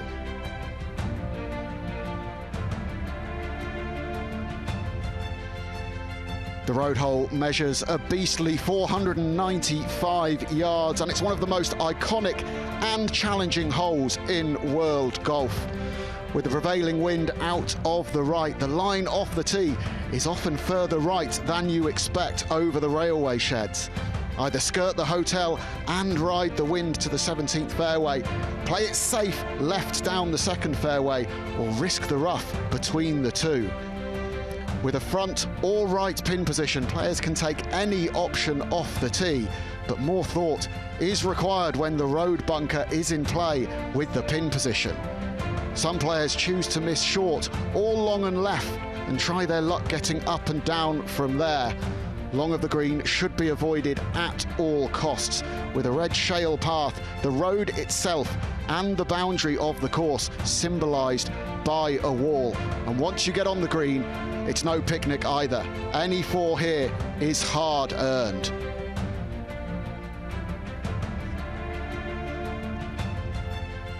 The final hole at the Old Course features one of the widest fairways and most famous views in golf. Players can choose to go for the green or lay up off the tee, far enough back to control spin with the approach. A front hole location requires care, as the player will not want to be too close to the green with a difficult pitch, chip or putt through the Valley of Sin. The green slopes from back right to front left and gives you a great chance to finish with a birdie.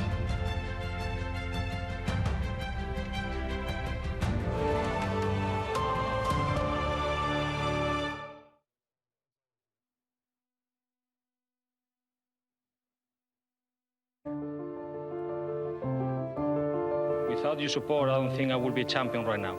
Thank you. Seve, thank you very much. I've never enjoyed a walk more than I did coming up the fairway at St. Andrews. He's done it. You think he enjoyed that one? Man, this is awesome.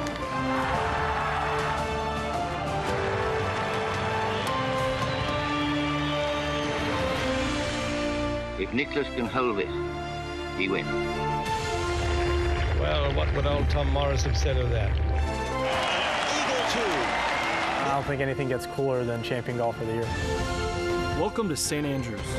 Welcome to the Open.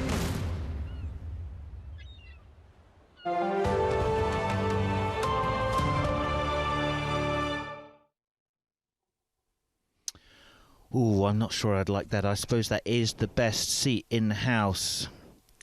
I'm happy it's not windy. I'm in here with Jack Hayward, one of our golf producers. Jack, first impressions of the week so far? Yeah, it's fantastic. It's shaping up nicely, isn't it? The Vultures are circling at the top of the leaderboard, trying to hunt down what was Cam Young, the overnight leader, but now DJ leads the way at 9 under par. So yeah, it's bubbling up nicely.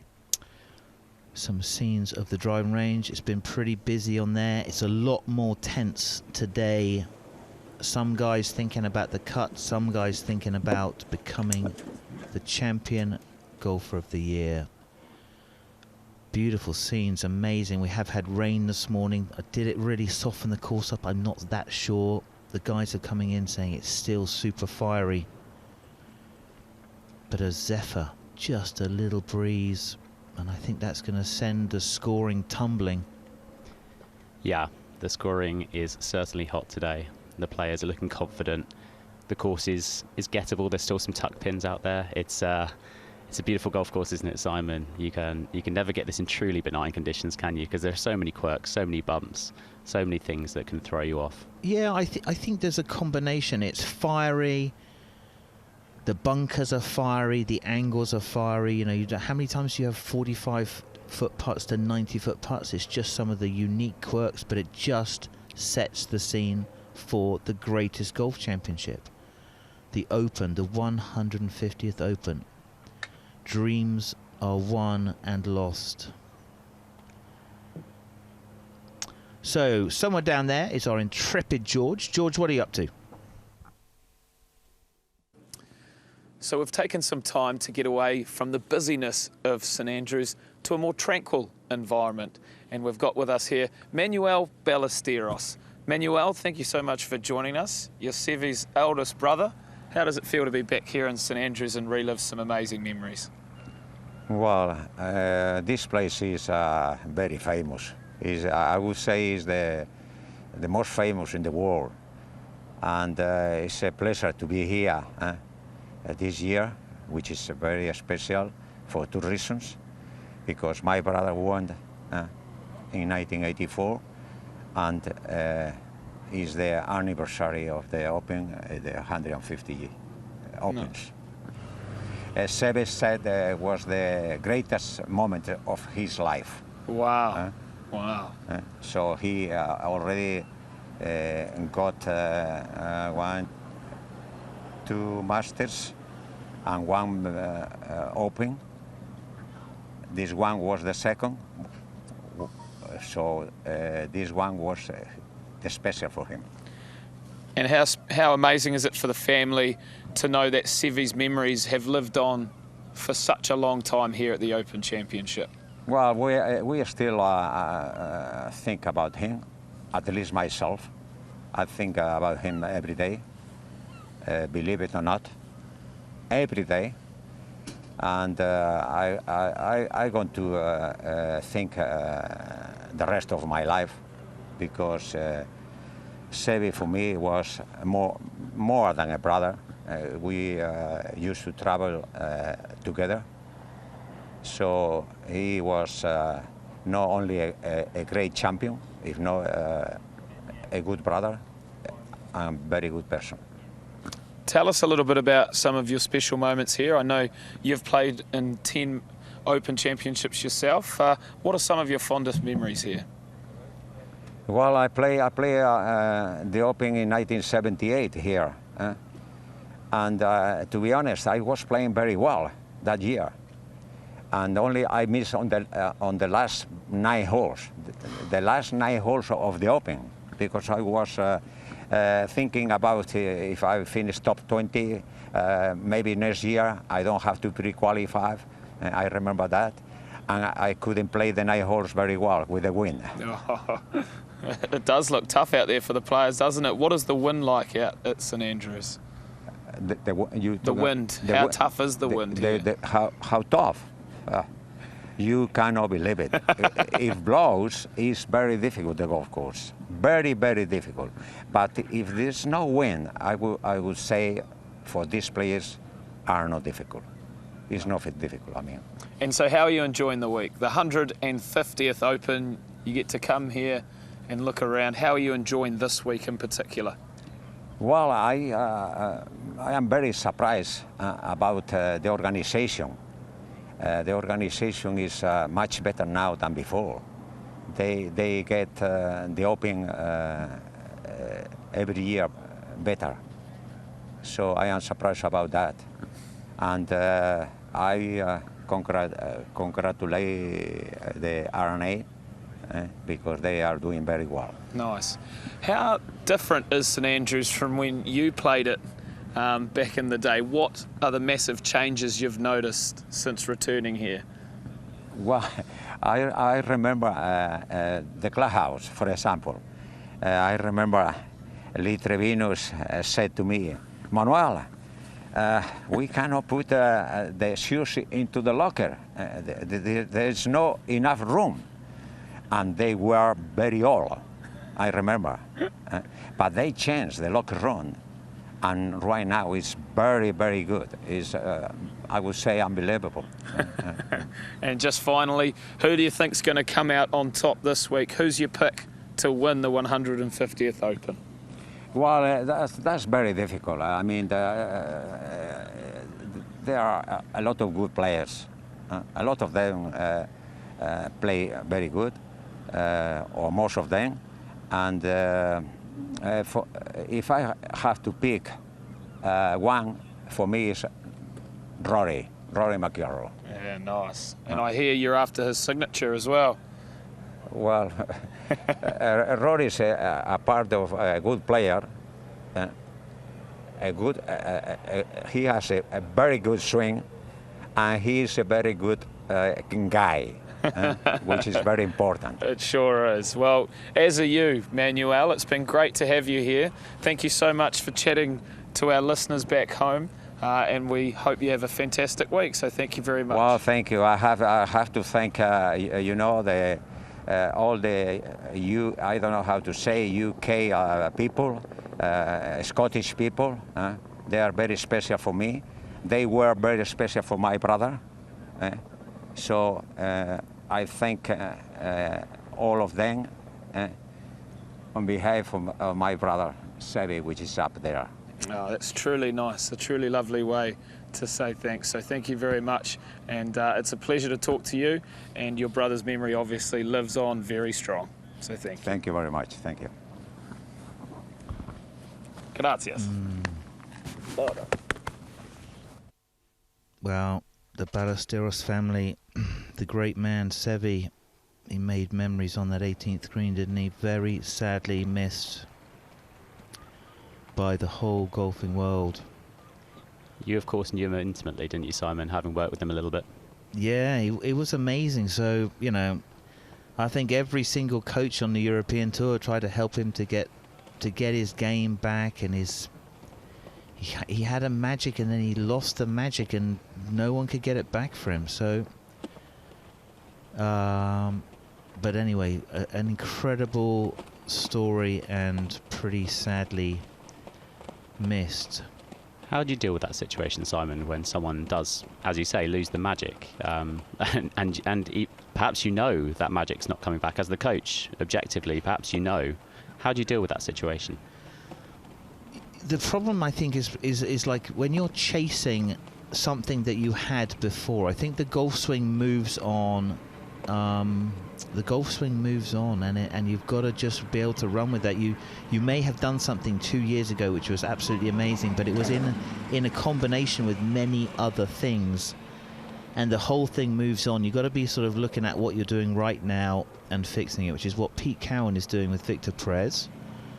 Pete, pay attention. Here we go. Victor Perez. Interesting guy, Victor Perez. Kind of got a Scottish twist. Yeah, he certainly does, Simon. He obviously lives in the locality of St Andrews, lives in Dundee, won the Dunhill Links Championship, of course, where you have to compete in 2 rounds on the old course. And yeah, victorious at the old course. He knows how it feels to walk over that Swilcan Bridge knowing that he's about to win a championship. He certainly did. He won a championship just a few weeks ago in an unbelievable playoff with some of the most remarkable putting that I have ever seen. And that would be the one club that he'd complain about. So he's just rebooting the little monitor that he's got there, which is connected to his launch monitor, just checking out his numbers. Pete Cowan just keeping an eye on his game. If anything comes up, what do you think about this hole? What do you think about that hole? Talking of keeping an eye on things, I noticed a new look for Victor on the range. I've seen him many times on the range and out on the course on tour over the years. I've never seen him with the specs on. No, I have to say, I don't know, you know, a lot of guys, if you have sort of a bit of hay fever or dust, and you're a contact lens wearer, it can be pretty brutal. So maybe just trying out a new pair of glasses. It's a lovely shot, isn't it? Yeah. Launched and ripped. Nice easy swing, that. Great pace. So, Di is down there on the driving range. Di, what have you got for us? Now I've got sunshine on not a cloudy day. I was about to burst into tune then. This is glorious sunshine, such a difference to this morning when we all had our waterproofs off. I've taken my waterproofs off, my bottoms. I'm going to be taking my this off because I'm too hot now. I would say it's about 20 degrees. It's remarkable the turnaround in the weather today, live at the range. We're here till 3 o'clock. We've been here all morning, bringing you up to date with what's been going on as the players prepare for their second round. And I'm about to go and have a little chat with John Morgan, who's catching with Ernie Els, of course. Ernie, 2-time winner of the Open Championship. 2003 and 2012 as well. So he's won an Open at Muirfield. That was 2003, and then it was Royal Lytham and St Anne's 10 years ago. And yeah, here we are. Hello, Ernie. Are you? Can we have two quick questions? How are you doing? How are you feeling? I'm good. How are you guys? Yeah, really good. How was yesterday? 2 under par. Great start. Yeah, it was. It was 2 under, but it felt like I let it go a little bit. I don't know if you saw the finish, but I 17 and 16. But it almost, as I said to John, it almost felt like the good old days there for a while. Got it to 5 under and felt quite comfortable. So hopefully we can get it going. Just reminded our viewers about your 2 Open victories. The last one, can't believe it's 10 years ago. The years go by so quickly, don't they? Yeah, I thought I was old when I was 42. Now I'm 52. But yeah, it's 20 years on the first one, 10 years on the second one, and you've won one in Scotland. You can do it again, Ernie. Come on, of course you can. I've never won anything individual at St Andrews. We won the Daniel back in the day in the 90s. But I've had so much fun around here through the years. First time I played here was 1987 as an amateur. So I'm still trying to figure it out. Yeah. You play enough Dunhills here, don't you? Dunhill Links Championships. Yeah, it's exactly. Very different. We played in October, so it's much greener. Flag positions are in the middle of the surfaces, for the amateurs to get players around. So it's a very different challenge.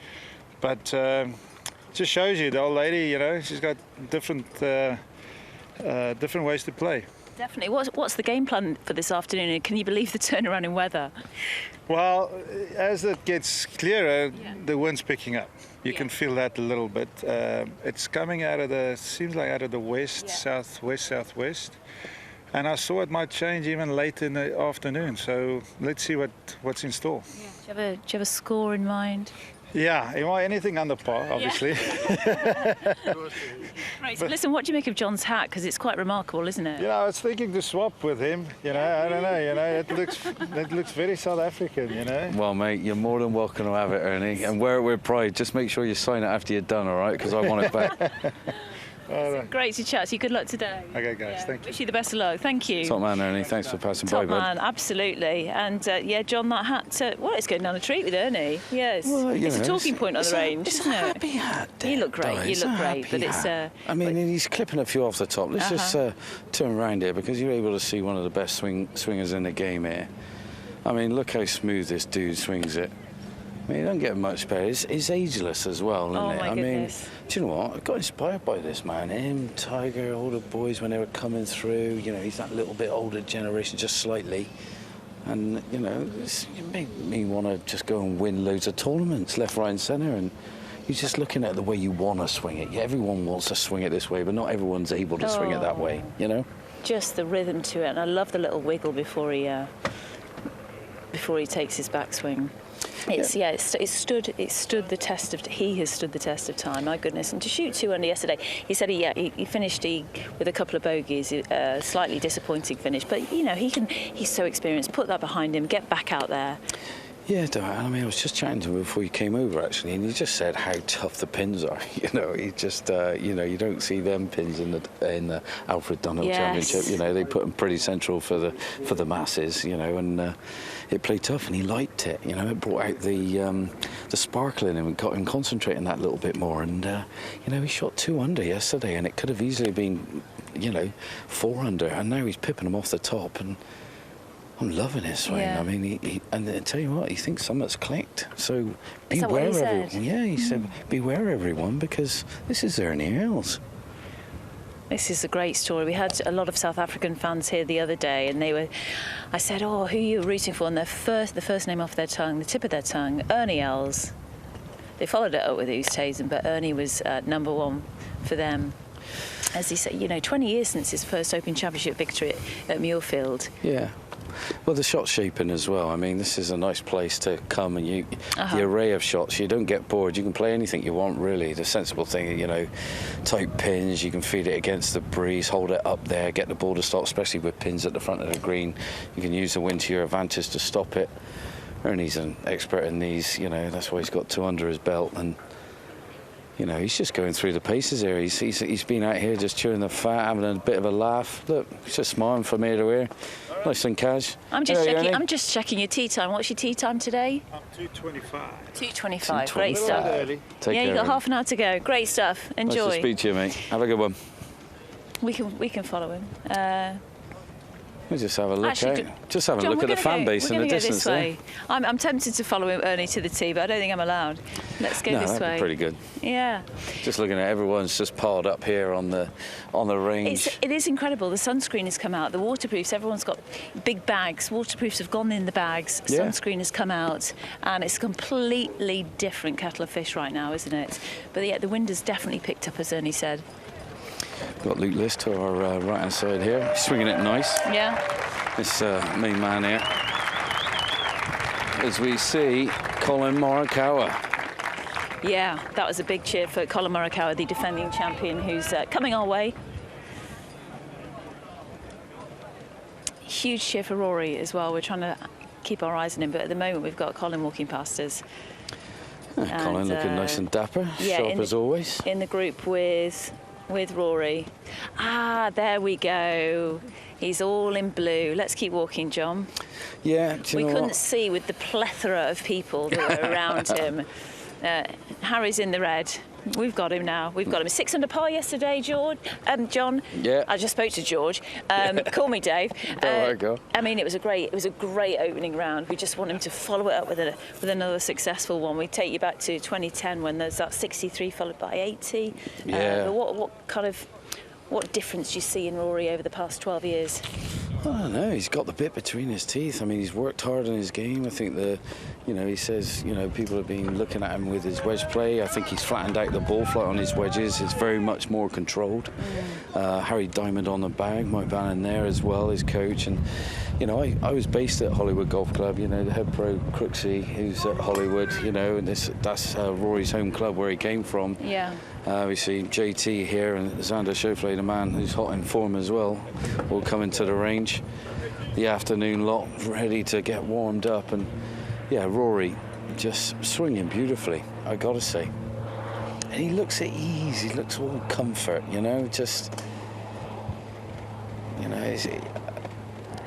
if he's got a point to prove to himself, I'm not sure. He's been a long time winning a major. He's wanting that. He's number 2 in the world now. Yeah. And he's seeing these youngsters come up. He's been on tour a long time. He's now, so he wants to get a few more majors under his belt, and I don't blame him. And he's plenty good enough. He's, for me, he's the best there is. Yeah. He's got the most exciting game to watch.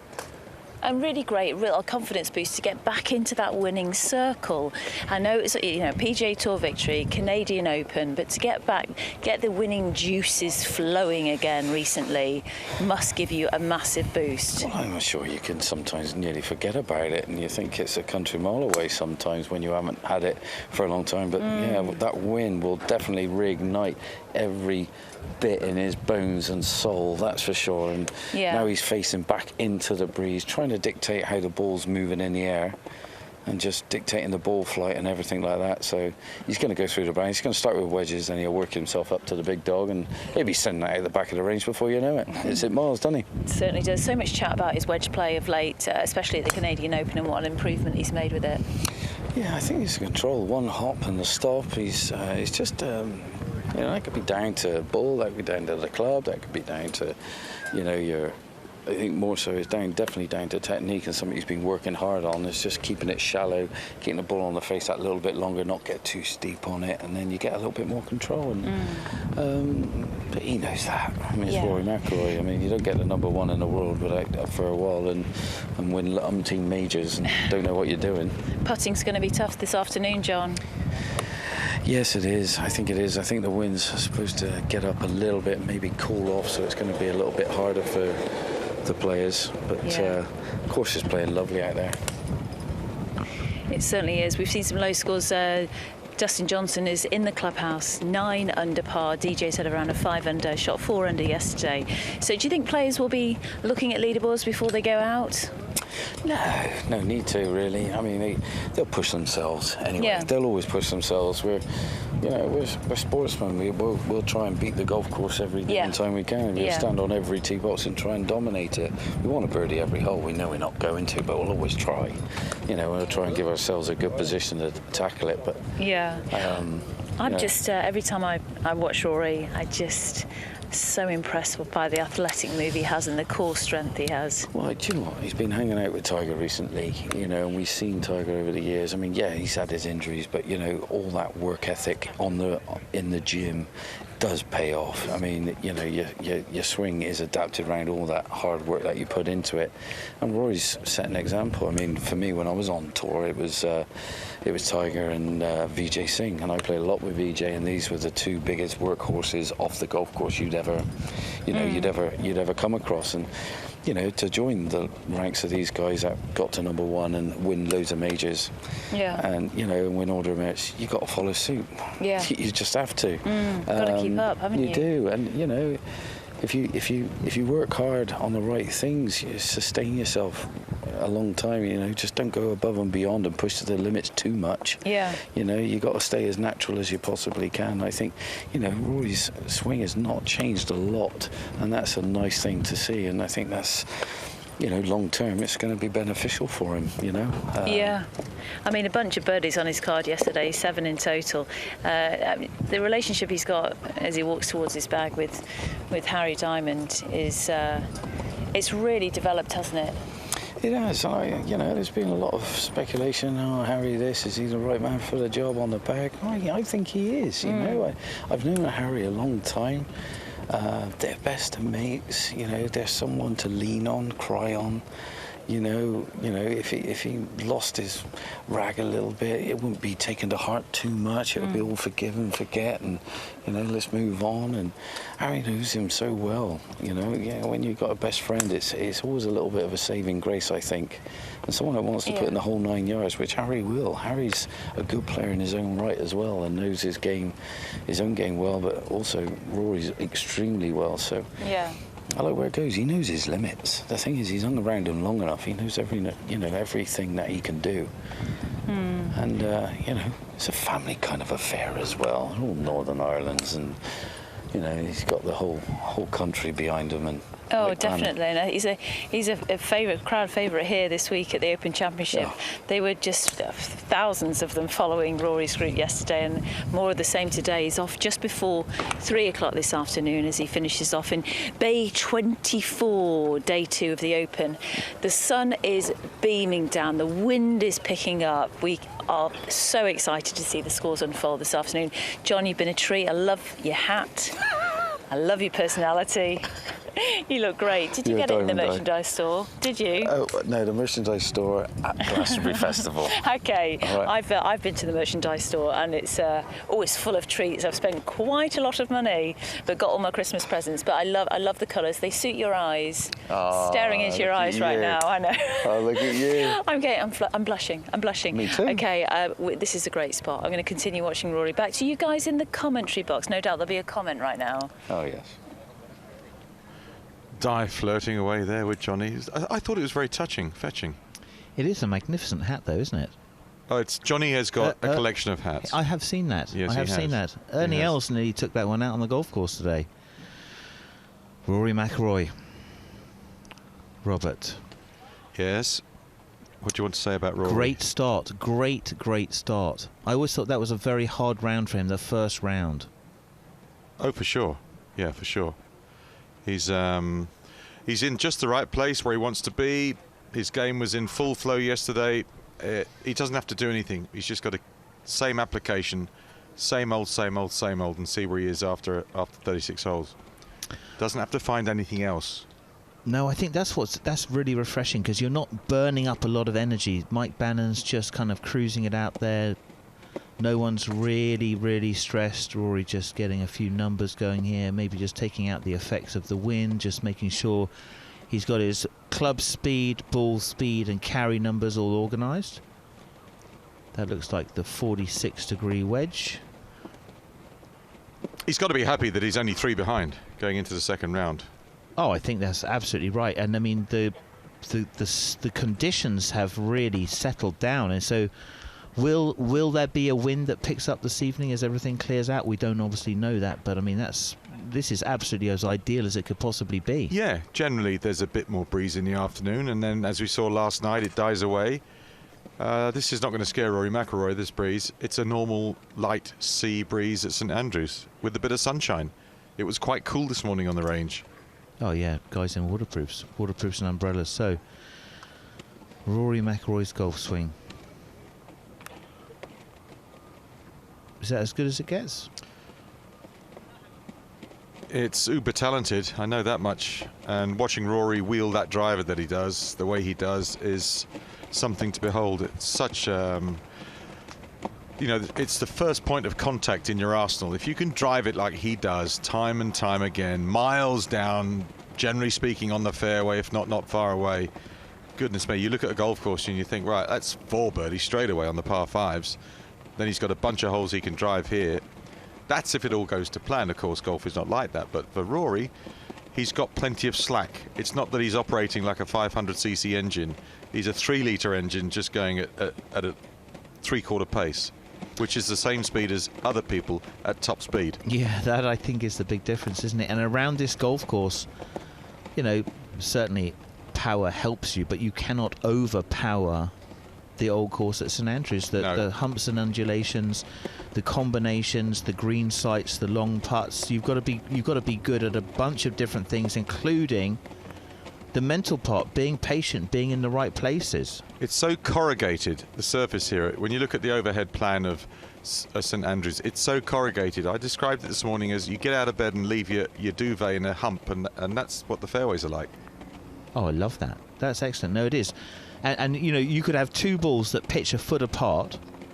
One goes next to the flag, the other goes in the bunker 30 yards away. It's you can't call it. Or a foot apart in the fairway, and one goes into the middle of the rough and one goes sailing down the middle. Yeah. Yeah. But that's what it's supposed to be. That's links golf. It's supposed to be more variables, more vagaries than any other form of golf. I think that's exactly right. And I think everyone loves the challenge. Certainly this week, all the feedback is just about how fantastic the 150th is being so far. So just working up through his clubs. Let's have a look at this. 8-iron maybe now? Yeah, 8-iron. Let's have a look, see if we can get it. 120 ball speed. That's kind of the same as PGA Tour average. I think that could be a 9-iron, Rob. Could be. Yeah, go for a 9-iron. Apex in and around sort of, well, 110. See what we've got there. Consistency. Just working out some different shots there. We're going to see Apex moving around a little bit as he just imagines different shots. Gets his high floater in there. That'll be the stock shot. Hits it really high, Rory McIlroy. Then the lower ones just taking a bit of apex out of it, trying to come underneath the wind. I wonder how many pairs of shoes Rory goes through in a year. What do you think? Just looked at those. They look brand spanking new out the packet. I have a feeling that... Are you thinking one and done? I don't know. I don't know. If you're somewhere for 6 days, you've got to bring 6 pairs of shoes. Well, I'm not sure if that might not be his responsibility to fix that. Ah, I see where you're going. Yeah. I see. Rory just cruising out. These are just some easy shots. I think probably a 9-iron, and they're just some soft ones. He's only loosening up, Simon. Yeah, yeah. He's only loosening up. He could turn up in the range, hit 15 balls and go, Rory. Yeah, very much so. And I think that's one of the advantages. I think that's what makes him dangerous is, you know, there is no working on his swing. He's not doing drills. High hands, high soft hands is what he's thinking. So that club, when it does shallow, doesn't get too stuck behind him. Look at that. That's a really launched. It's quite early, I think, for him an hour before he tees off on the range. Quite early. Yeah, but I mean, maybe he's going to go do some chips. You've got to take a buggy ride down to the first tee. That's where he likes to putt. Remember Medina, straight out the police car, straight onto the tee? That was absolutely fantastic. I remember that bow on the last green. No, on 16. Thank you very much for that. Yeah, he's got a little bit more time. Not that he needs it. The Rory McIlroy balance. Look at that left elbow low into his kind of pocket there as he's working these different apexes. That's the draw. Let that right side release over a little bit more. Michael Bannon behind his coach, long-time coach. Yeah, and that's valuable too. You know, having an old relationship. You know each other. Mike Bannon's going to know, just a little nudge here. Come on, Rory, just remember, keep those hands up. Well, he had a dabble with Cowan, did he not, in lockdown, because Michael wouldn't travel, couldn't get across to the States? Yeah, I think that's right. I think, it's always interesting, and as Rory was saying during that time period, he, taking on the board a little bit different information. I think, though, well, he's performing better. So he's back with Mike Bannon. He's performing better. But, Pete Cowan's chatting to him. They're mates. There's all sorts of little different tips you can get. So we're going to see Rory's left arm kind of match up a little bit more to his shoulder plane. When he's not on form, that left arm sits a little bit lower than the shoulder plane. And then when the club shallows as he drives down with his legs and the club shallows because the head's heavier, it gets stuck behind him. That's his bad shot.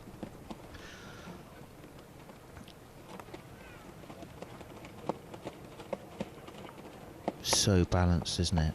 It just looks easy. It's almost like he's dressed down because the thing that sparkles is his golf game. He doesn't need to dazzle you with bright yellows and greens and purples. I think that's a very astute observation, Rob. I think he can be demure and yet you look at him like he's a supernova. Yeah, I think if you've got... I'm going well here, aren't I? I tell you what, the whole sleep deprivation for you has been fantastic. That's right. I think if Why you've sleep? Sleep is so overrated. It is overrated. It's a marathon, not a sprint, Rob. So I think if you've got really flashy shoes, you better have a seriously good golf game, though. I think if you're no good at golf, but you get heavy into the big flashy shoes, there's a problem. You can have a problem there. Left shoulder under his chin. That left arm on the same plane, that little sawn-off finish like a Tommy Fleetwood. That's a different launch.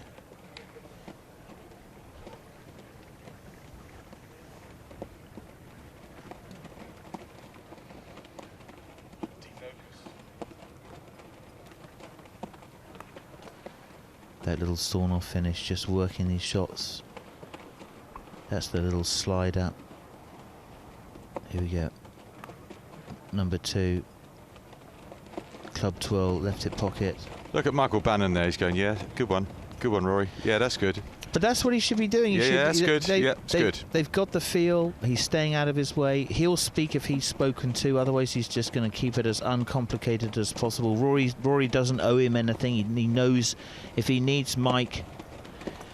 So it's going to be very interesting. That's a great relationship they've got going. Team is really functioning very, very well.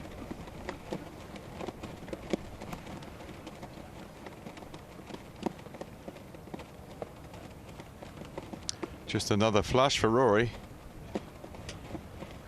Looks loose, looks good. Yeah, I think it looks autopilot, doesn't it? It really does look as though he's not fighting, he's not in his own way. And that's one of the big things. It's like, don't put a landmine out in front of you and jump on it. That's going to happen for golfers. But what about this? What about this time? Don't think about that. Yeah, but this is the range. Let's not forget, even for Rory, this is the range.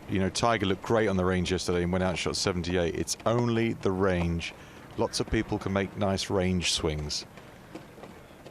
Oh. So, gripping down a little bit, this is going to be a different shot. Like if we imagine he was playing on the par 3 11th, we can pop those graphics on top of that. What a pin today, by the way, at the 11th. By the what way. A pin. Oh. That's where the pin is. Where that ball has finished is exactly where the pin is today. Yeah, back left corner. I mean, I don't even know. Has that been flattened out lately? So almost I've never ever seen a pin over there. No, it's a beauty. It is. Golf course conditions with the calm means that the tournament committee has given a few more tasty pins just to test the players' skills. Make sure that the champion golfer of the year has all of the attributes. Oh, absolutely slotted again. Rory McIlroy just cruising through. Let's think about that. So 167 carry, is that an 8 iron? Just cruising up to an 8 iron there for Rory.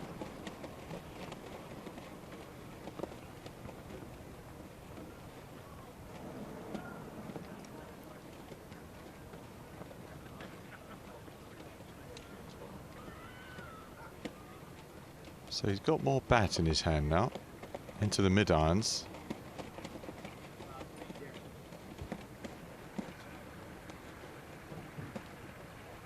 A lot of people just milling around behind there. You know, a lot of people mill when Rory's hitting. Best seat in the house, Rob. The best seat in the house.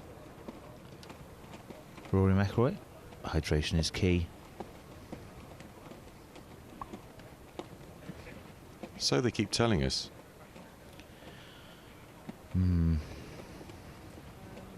How about that?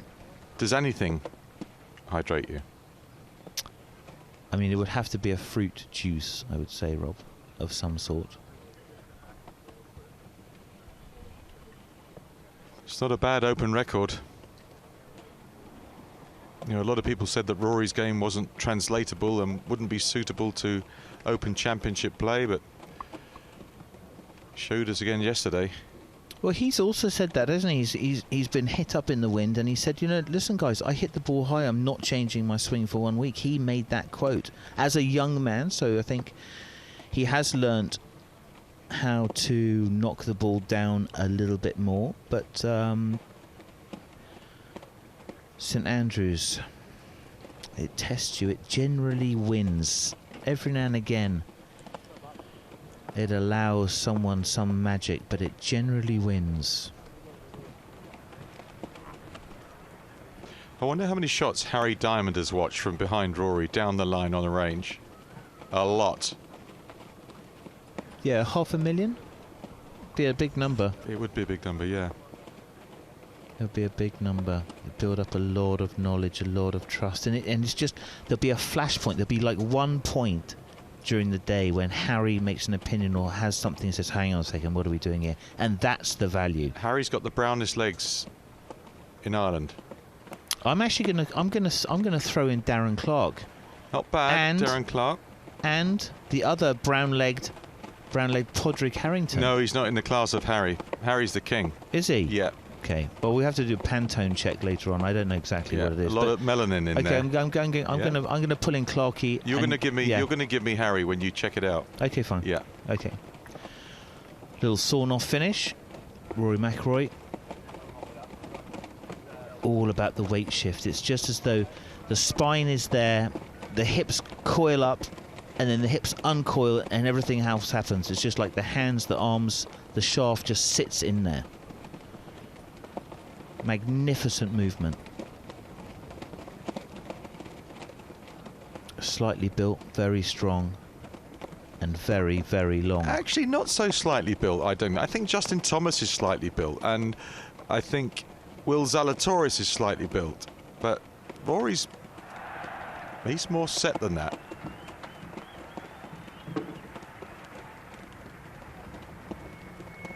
There it is. A little bit more breeze. Those flags have been just hanging, but now just getting a little bit more action, slightly more into from the left than we've had. Rory McIlroy going over onto the far right side of the driving range to try to neutralise that left to right wind, hit a bit more into it. Those are the prime spots.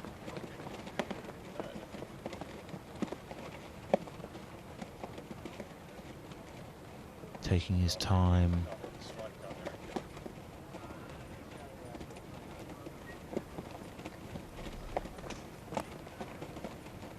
See that towering iron shot there.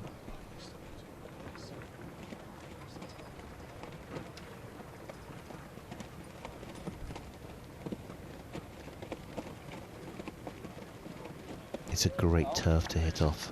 If I was Rory, I'm ready to go out and play now. I've still got nearly 45 minutes before I tee off. He's there too early for me. Way too early.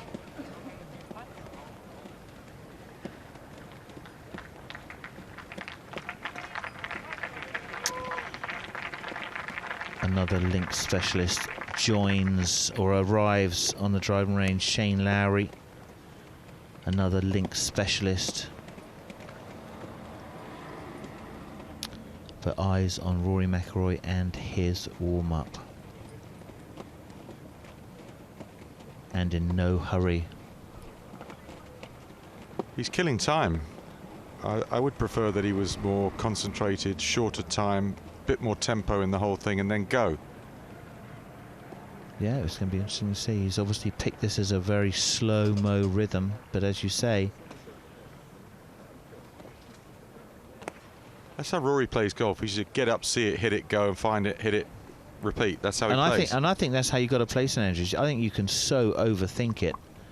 You just got to, you know, you just got to keep it out in front of you. You don't even have to hit it amazingly well. You just have to keep it in the right spots.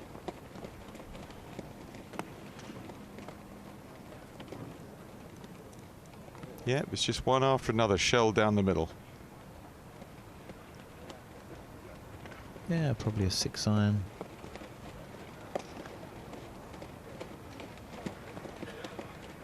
Breeze still picking up and left to right. The direction that we've had most of the week on this range is a left to righter. Sometimes it quarters a hair into you, and sometimes it quarters so it's helping you a little bit, but generally speaking, think straight left to right.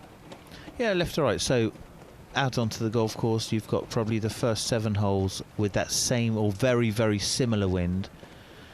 And then you've probably got 11 back home. 10 and 11 into the wind. Yeah. One's a little different, a different cat as well, but 2 to the 7th, tee shot wise, all very samey, wind wise. Yeah. And then 12 coming home, all the way to pretty much 17. Almost a tiny bit downwind as well. Yeah. Yeah. Helping off the right. What do you think, if conditions are like this, Rob, what do you think the winning score is? Could the record be broken? What's the record? 18, right? It could be. There's a lot of people. It's not like one guy's 9, the next guy's 6 and 5. They're stacked up there, just less than double digits under par. But it does slow down at the weekend generally. Yeah, it'd be interesting to see. Best score on day 1, 8 under, double it and add 2. So that will give you 18. Is that right? Yeah. Yes. And the cut, Rob, you're thinking level? You think it gets to 1 under if it's reasonable weather? I think I wouldn't like to be sitting level par. I'd like to be 1 under, I think. It's amazing how early players, the field gets a sense of what the cut is. Well, they have a recce the night before, don't they? Yeah. They just have it already ready way of working it out from the scores on day 1. With similar weather, it would be, and they can get pretty close. Yeah. So Rory still, let's have a look here. Is this a 4-iron possibly now? Look at those hands. Magic. Speed from the hips. Fast, fast hip release. 153. Ball speed. That's not his highest shots either. These are still just under the height. So that's a little bit lower launch, 5 degrees, you see that? So that's a bit more, let's call that like a stinger flight, 54 in apex, so half as high as the previous shot. Rory with the same club, just messing around with different shot shapes, thinking about the wind, thinking about the shots ahead, getting his eye in. See if you can see it launch. And that's the really low one. Look at that little sawn-off finish in his left-hand pocket. Dropped it down to 3 degrees of launch, right around 50 foot of apex. And the carry correspondingly drops, but still the ball speed stays the same.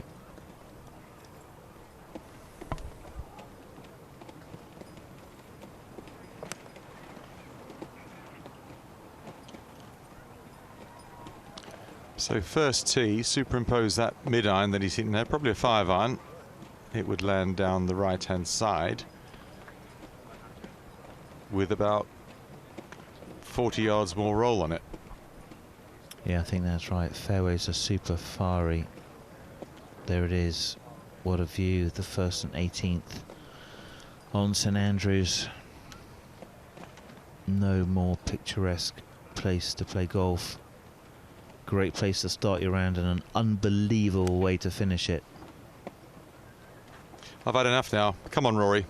Get your clubs. Just chuck who's ever on the tee out of the way. Get on the tee. Let's see you play.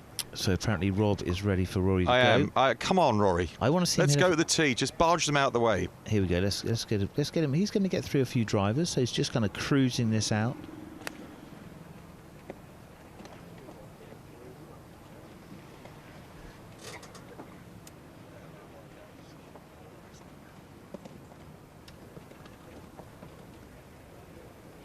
So, hands on. It's just so brisk, isn't it? It's just like boom, boom, off we go.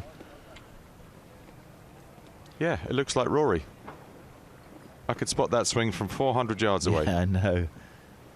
Yep, Yeah. that's Rory's swing. You could silhouette that, and even just the rhythm of it.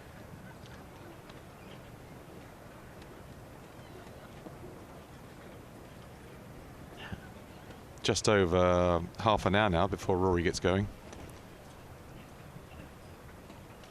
So he's not on his own on the range. One of his playing partners, Colin Morikawa, wasn't really in the best of sorts yesterday.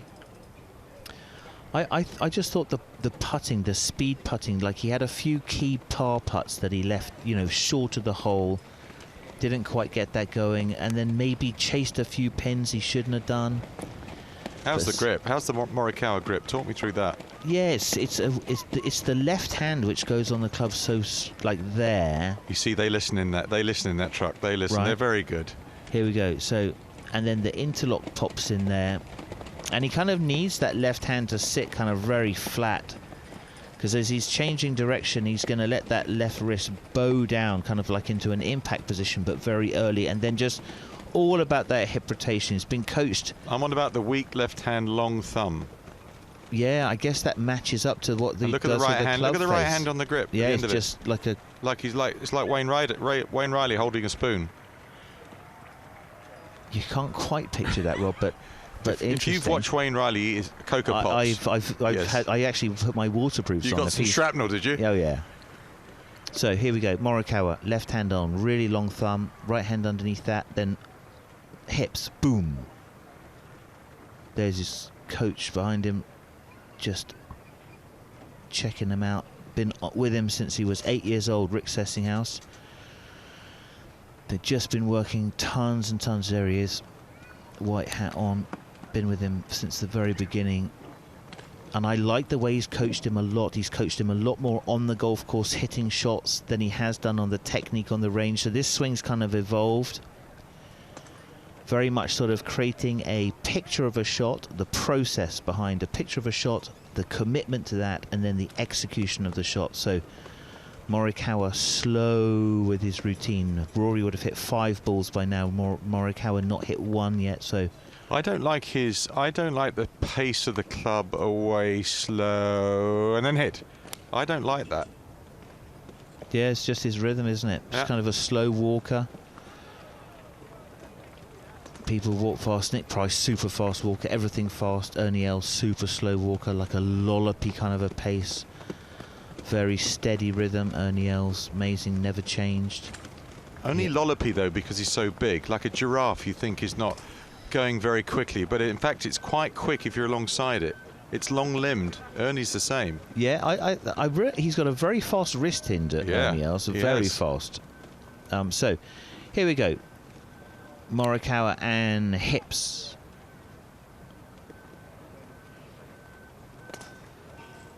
So this is 1 against 1, Morikawa versus McIlroy. Different clubs and different ball flights. Yeah, Morikawa going with a much higher launch. Just probably 9 iron, I think, something like that. Working across. A little bit lower. The Morikawa iron game, well, I mean, it is one of the when it's good. Yeah, when it's good. When it's absolute at its best. Little baby fades. Has been complaining recently that he's had kind of like the fade has kind of turned into a draw, so he tried to kind of ride that out. I'm not sure if they're still on that program at the moment. Don't understand that, how the fade turns into a draw, because I mean Trevino's fade is never going to turn into a draw. He can hit a draw, but in essence the move that he makes is never going to turn into a draw. Yeah, I think that what happens with the Morikawa swing is almost that obviously with a closing face he's got to keep his hips really opening up. I think his mistake shot, Morikawa, is his hips almost go backwards. That left hip almost goes back onto his right ankle. The clearing is too much backwards, so you know, be interesting to see what kind of a pattern of shots he needs to get his skates on. He would have come in here defending champion. He would not have been happy with the score he got yesterday. Just kind of a flat start.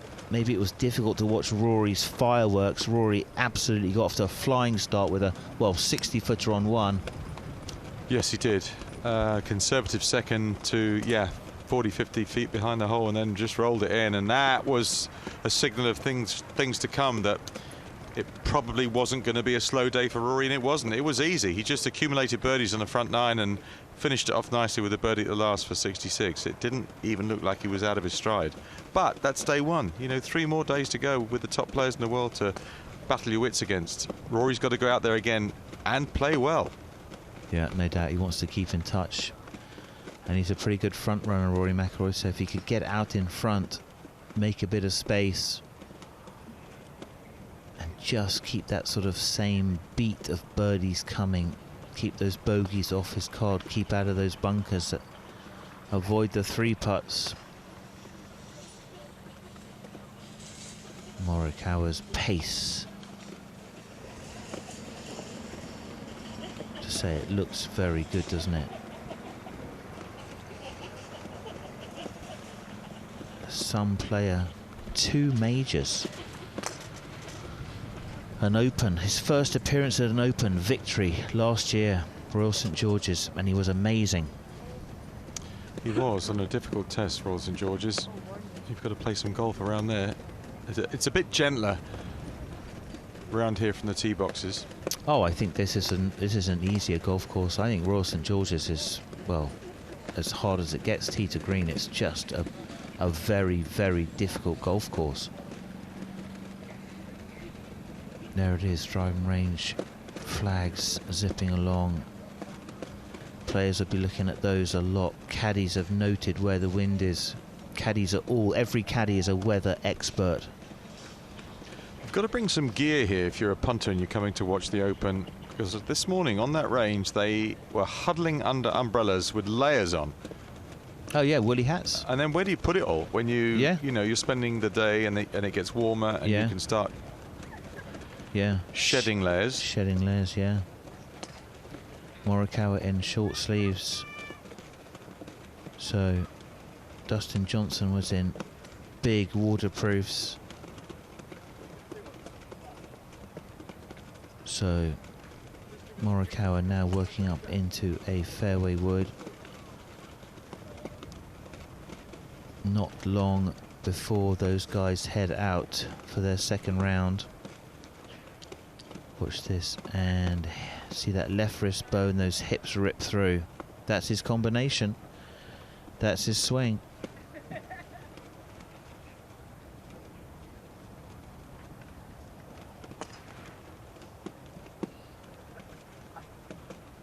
So left shoulder under, hips release open.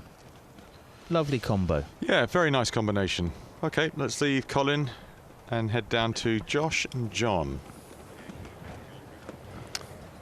Range is now bathed in sunshine here, John, isn't it? Compared to this morning, it was like a winter's day this morning. It's beautiful down here, but we were here yesterday. The wind's picked up again, exactly the same time, hasn't it? It's picked up another 10 miles an hour. It's weird. I mean, it's got to be something to do with the tide change or something like that, I would have thought, because it'll go again. I reckon it'll all bear down probably in the next 10, 15 minutes again. So, yeah, something's going on. It's good around here, isn't it? Yeah, I know. It's lovely. A bit more of a test for the players, isn't it, this afternoon? But yeah, Colin Morikawa just final few reps before he goes out. Yeah, it looks like he's swinging it lovely. I mean, little low 3 would look very good there. Yeah, I mean, this is a beautiful. You've got all the lovely, you know, the grass, you know, it's so cut to perfection, all tight. You just hit everything off it. You love it. I mean, yeah, Colin Morikawa looking all dolled up and swinging it nicely. Yeah. Zalatoris down here on the left-hand side, near miss against Fitzpatrick at the US Open. JT as well just turned up as well. Yeah, JT. I mean, it's a plethora of talent. Quite amazing the ability that JT has as a golfer. His Open record is very poor. Yeah. It's odd, isn't it? It's amazing that, really. I mean, you know, horses for courses. I mean, literally, you know, do you suit linksy style golf? Obviously not, you know. That's not his bag, but it's something that you've got to train on if you want to unlock and get that Claret Jug. You're going to have to find something. I mean, we're lucky now. Look at this, Rory McIlroy. What timing this is? Oh yeah, great timing. Rory out with the big stick. The big stick. We've watched him here, haven't we, for 15 minutes, and he's looked. I mean, we're on the range. Come on, we're on the range, but he's looked very good. And it's a bit like Tiger yesterday. He hasn't hit 2 shots in a row the same. No, we were watching that just earlier. You made a great assumption there, mate. He was just changing it up for fun, and rightly so. I mean, this is links golf. You don't hit the same shot twice. You just don't. It's just not. You know, it's not what you do. But yeah, Harry on the bag there, cleaning his golf balls, making sure it's all nice and clean, and the ball goes off nicely. Got a new 2-iron in the bag. Yeah, we just saw him. He was hitting it good when he 265. He was hitting that 2-iron. Yeah. Did you? You got good eyesight, by the way. Yeah, I know. 20/20 vision. Yeah, it's lucky. Very lucky. Boy. Yeah, I know. Yeah, this is the ace in the hole, though, the driver. I mean, this guy can seriously send it. And I tell you what, he just looks picture perfect at his finish. I mean, unbelievable. The balance after putting in so much power. What's hard to quantify for people watching at home is just how high he hits the ball. Yeah. There's not many I've seen that hit it as high as Rory does. No, and it's all he's on the up. He puts no kind of spin on the ball. It cuts through the wind. I mean, you think it's going to get affected. It doesn't get affected hardly at all. I mean, I just look at it and I think if I could buy a swing, if it was him or John Rowe, it'd be a hard one to pick, but I'd probably have to favour on the Northern Irishman, actually. Yeah. I mean, 66 for him yesterday. Yeah. What's a good score for Rory today? I think, well, he's got the good start in the major, which he always needs. Yes. Well, that's always been a little bit of a problem, but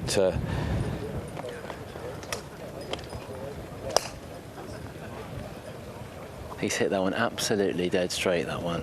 294 carry the previous ball. Yeah, and I tell you what, he can go through the gears. 297, that's just gone through the air. And he can go through the gears. He can go through the gears if he wants. He could crank that up and hit that 310 for you just at the back of an eyelid. But, you know, I think, you know, hot start, definitely favourable now. I mean, he's right in the hot seat, isn't he?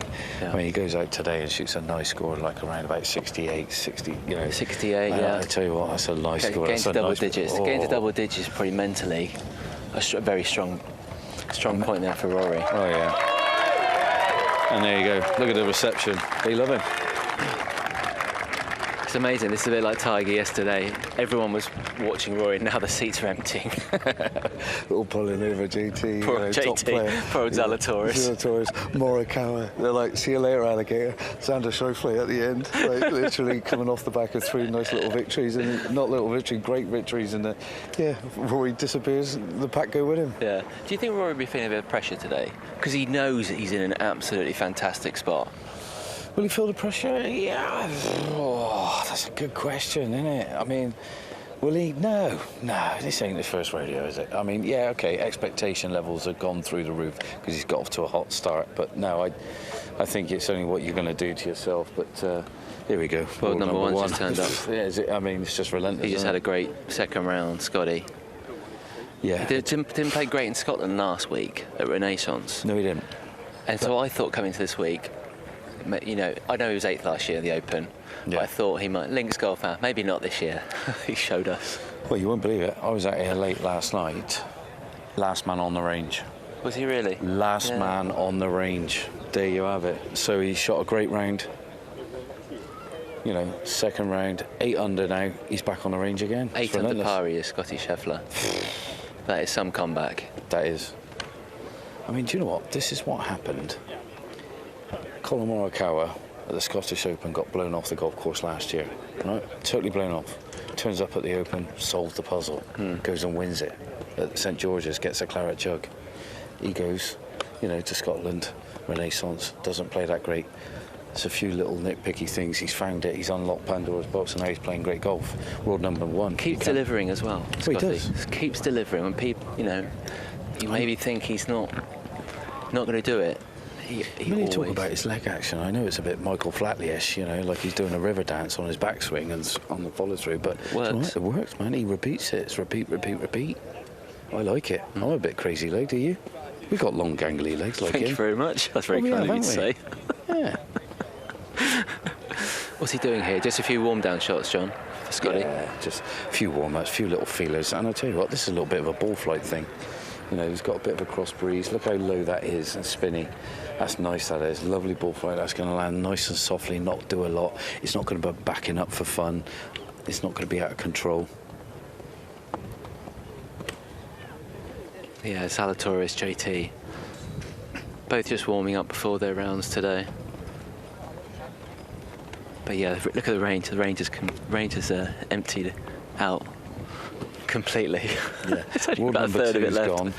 The world number two's gone to the chipping green. They've all followed world number 2, and you got world number 1 and all the rest of them in the top 10 just here. Colin Morikawa looks like he's done, heading towards us off the range. He's ready to go. Yeah. He's got cut's going to be about level par. Yeah, that's what he's that. on. He's what he's on at the moment. So he's got to make sure he makes the weekend. Yeah, I mean, it's going to be a tough day. I mean, I've had the pleasure of following Colin twice. You know, once was at the Scottish and he got blown off the golf course. The other one was, you know, the Abu Dhabi at the beginning of the year, and he was blown off the golf course again. You know, he doesn't like too strong windy conditions. That's why he's a great iron. You know, he's a great iron player. You know, because you know, still conditions, he's going to take it apart. You know, he's got every chance in the world. So. Yeah, it'd be an interesting day at the office for Colin. Do you think Scotty's working on a few just certain yardages here? He's got the. Yeah, I think he's got his game plan already set for the course. He's had a look. Him and his caddy know where these pins are tucked. He knows the kind of style of golf he needs to play, where he's got to show it, what clubs he's going to be hitting on holes. Like the wind's off the west, a little bit south-westerly, you might want to call it. So they know what they're going to do. They know they need to hog the right-hand side if they're brave enough, going out and coming back. Okay, we'll leave Scotty to warm down and let's go find George Harper and let's see what he's up to.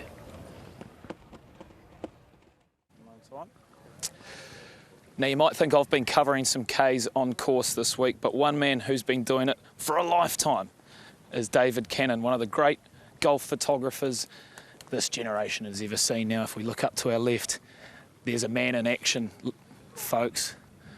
Look at that. That's a daddy long lens, if I've ever seen one. He's snapping the overnight leader and Bob MacIntyre. David Cannon, how are you, kind sir? Sneaking up on me, yeah? Just like you sneak up on the golfers. Yeah. Silent but deadly. Silent but deadly, mate. How awesome is this Open Championship for a photographer?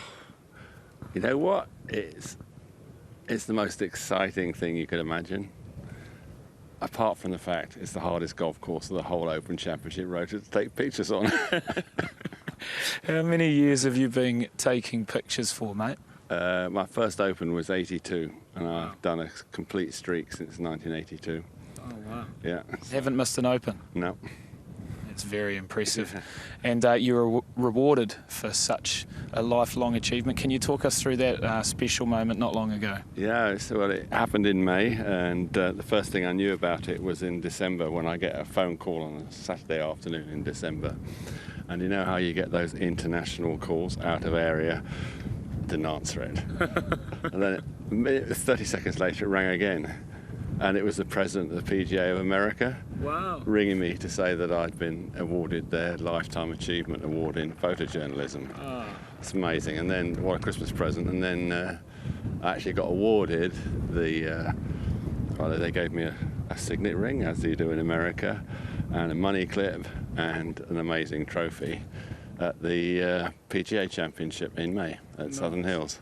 How special was that for you? Because obviously we know behind the scenes how long and how hard you've worked. How special was it to get recognised for such an achievement? I've loved every minute of what I do. I love golf and I love taking pictures, and you know, how many people can say they love every day they go to work? But I'm very lucky with that. But it does mean a lot because I think I'm creating a great legacy to golf, the game of golf. And, you know, that's my aim in life, is to leave something that everybody can look at for years to come. One thing people have been looking at over the past many years is your photos of Seve on the 18th here at St Andrews. Is that one of the highlights of your career? Oh, absolutely, probably the highlight still. I peaked very early in my career. Tell us about that moment when you know you're taking, you know when it's happening, this is a money shot. Yeah, I mean, I tell you what, I was lucky enough to play with Seve in a Pro-Am in 1976 in May at my home club in Leicester, the Leicestershire Golf Club, and he didn't speak a word of English, and his brother was taking him around everywhere, Manuel, and 2 months later he blew the world apart with his performance in the Open at Birkdale, And then who would know that 8 years later I'd be sitting in the back of the 18th green with my lens, manual focus, manual exposure, very difficult and different in those days, almost shaking at the moment. You know, here's Seve, who would be my hero from that first day I met him. And yeah, I couldn't believe, A, that it happened in front of my camera, B, I'd had enough film in the camera, because in those days it was only 36 pictures a roll. Wow. And now you can put about 15,000 files on one of these cards. So, you know, it was very, very different then. And then I had to wait. It was probably 18 hours later that I actually saw the slides come out in London. I drove overnight back to London. I was too excited to drive the next morning. And yeah, we didn't send out the pictures until we made copies. And I suppose we didn't have the copies till Tuesday lunchtime. So magazines wouldn't have got them till earliest Wednesday morning. So different now. 5 seconds later, they can have the pictures. Well, David, that's a truly remarkable story, and no doubt your photos will be a slice of golf history for many years to come. Yeah, so that's what we do, isn't it? Split seconds of life we capture, and they're there forever. Well, we're happy to watch you do it, and we're happy to look at your photos. So Okay, keep cool. taking them for us, and I'm Yeah. sure at the 150th this week it could be Somewhere your I'll big get chance. a good one, even though yesterday I was 6 over par like Tiger. Well, let's see you on Sunday afternoon when hopefully you've got a magical champion. Eagle putt on the 18th, yeah. All right. Okay. Thanks very much, David. It's Yeah, been great to follow. Yeah, no worries.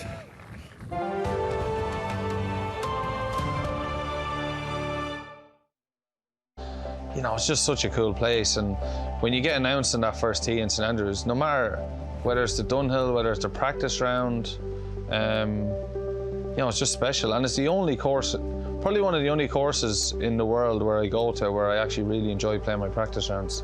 And I always love playing 18 holes at St Andrews, and you know, walking down the first and then getting to play 16, 17, 18. It's just such an amazing place. Knowing the magnitude of the Open and what goes into it and the size of the event, I can only imagine what the R&A have planned for the 150th Open in St Andrews. You know, the fact it's in St Andrews and all that stuff, it's going to be really special, but the fact it's going to be the 150th, I'm sure it's going to be pretty cool. And I think for me personally, it's going to be amazing to be a part of that and a part of, you know, all the stuff that goes along with it that week, so I'm very excited about it.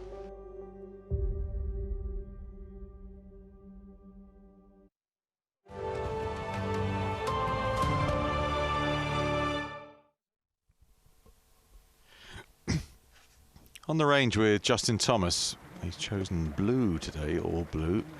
I don't think he's got the jogging bottoms on today, more like a classic trouser. Much better combo with those classic shoes. I think that's right, Rob. The short trouser with the... yeah, it's not my place to say, I'm not a fashion expert, but you know what, certainly it's interesting. It's a modern look, Rob. It's a modern look. Even if you're not a fashion expert, you could say whether you liked it or not. I had a question mark. It wouldn't suit me, and I didn't think it particularly suited him, and I will just leave it there. Oh, I think we're getting closer to the kernel of the truth now. We're getting closer. His dad, his only coach, Mike, behind him, watching. Didn't think he liked that. But he has picked up another major, puts himself into another chapter, another group of players. It's not easy to get one, for sure, but it is a lot harder to get two. Glancing down, checking that ball speed. Was that the shot he had in his mind? The computer says yes, I think. So why has he got two machines there, one down the line and one face on? Yeah, interesting. I think the one that's behind him can be adjusted for the overall flight and adjust that, take all the wind out, take the temperature out. And then you've got an instant ball speed, you've got an instant club speed, and carry and spin axis, which is like, did you hit the shape you wanted, right out in front of you. So having the combo, you've got every single thing covered. The Great Gatsby. I'm thinking that with those shoes. Beautiful. They are some fabulous shoes. I they? love those shoes. Miguel Angel Jimenez can sport some of those. Billy Ho, Yes, Billy Horschel, very much another so. one. I think that's an excellent shoe. And I think around here, when you've got sort of the one that's a bit more like a bowling shoe and you've got the wet links turf, it doesn't grip very well. So I think having a proper shoe, Tiger's gone out with a proper shoe, is an advantage. That base is so crucial. This will be the 11th hole with the shots that Justin Thomas is hitting. Another putting surface found. Having said that, they're so big, the greens here. Your greens hitting regulation figures always go up at St Andrews. Always. Oh yeah, absolutely. Cameron Young, our leader from yesterday, hit all 18. That's not that unusual. That's been done before. But yeah, you can have a 100-foot putt on the magical greens. So Justin Thomas clipping some away, 139 ball speed. That is maybe a 6-iron. He does hit the ball. He hits the ball as high as anybody. Just checking the time. How much time have I got? How many more shots? So high left arm and then jump off the ground. Try to get speed out of every single thing. Try to get speed out of hands, speed out of wrists, speed out of arms, speed out of hips.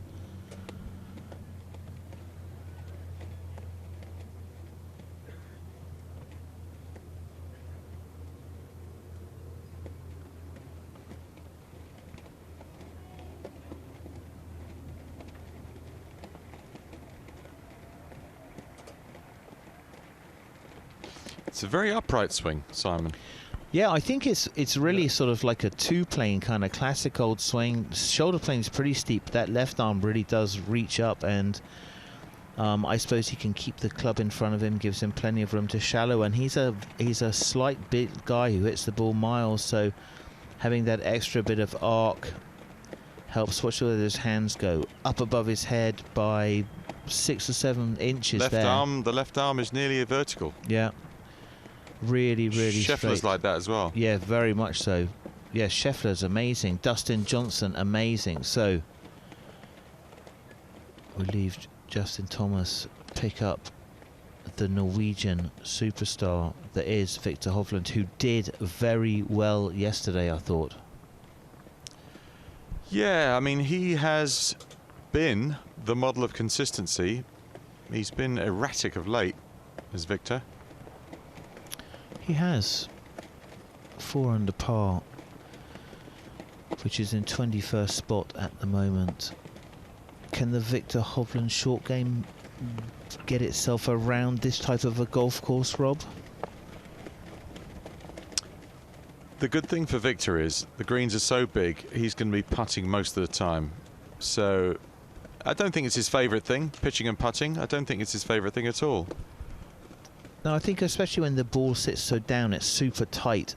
A really great chipping action can manage that. But if you've got a bit of a suspect action where the face is a bit more shut, the leading edge is a bit more leading into the ground, it's difficult. Well, his game is built on finding fairways, finding greens, time and time again. That's how he's got to where he is. It's not such a Cam Smith player who's less that and more scoring, scrambling, etc. Yep. Very strong. Physically a very strong person, Rob. Oh, yes. He's got some killer thighs on him. Yeah, watch the slower body. So look where that pushes forward to, that right hip. Quadzilla. Yeah, someone like one of those Norwegian Olympic skiers. They can do a bit of thigh radius.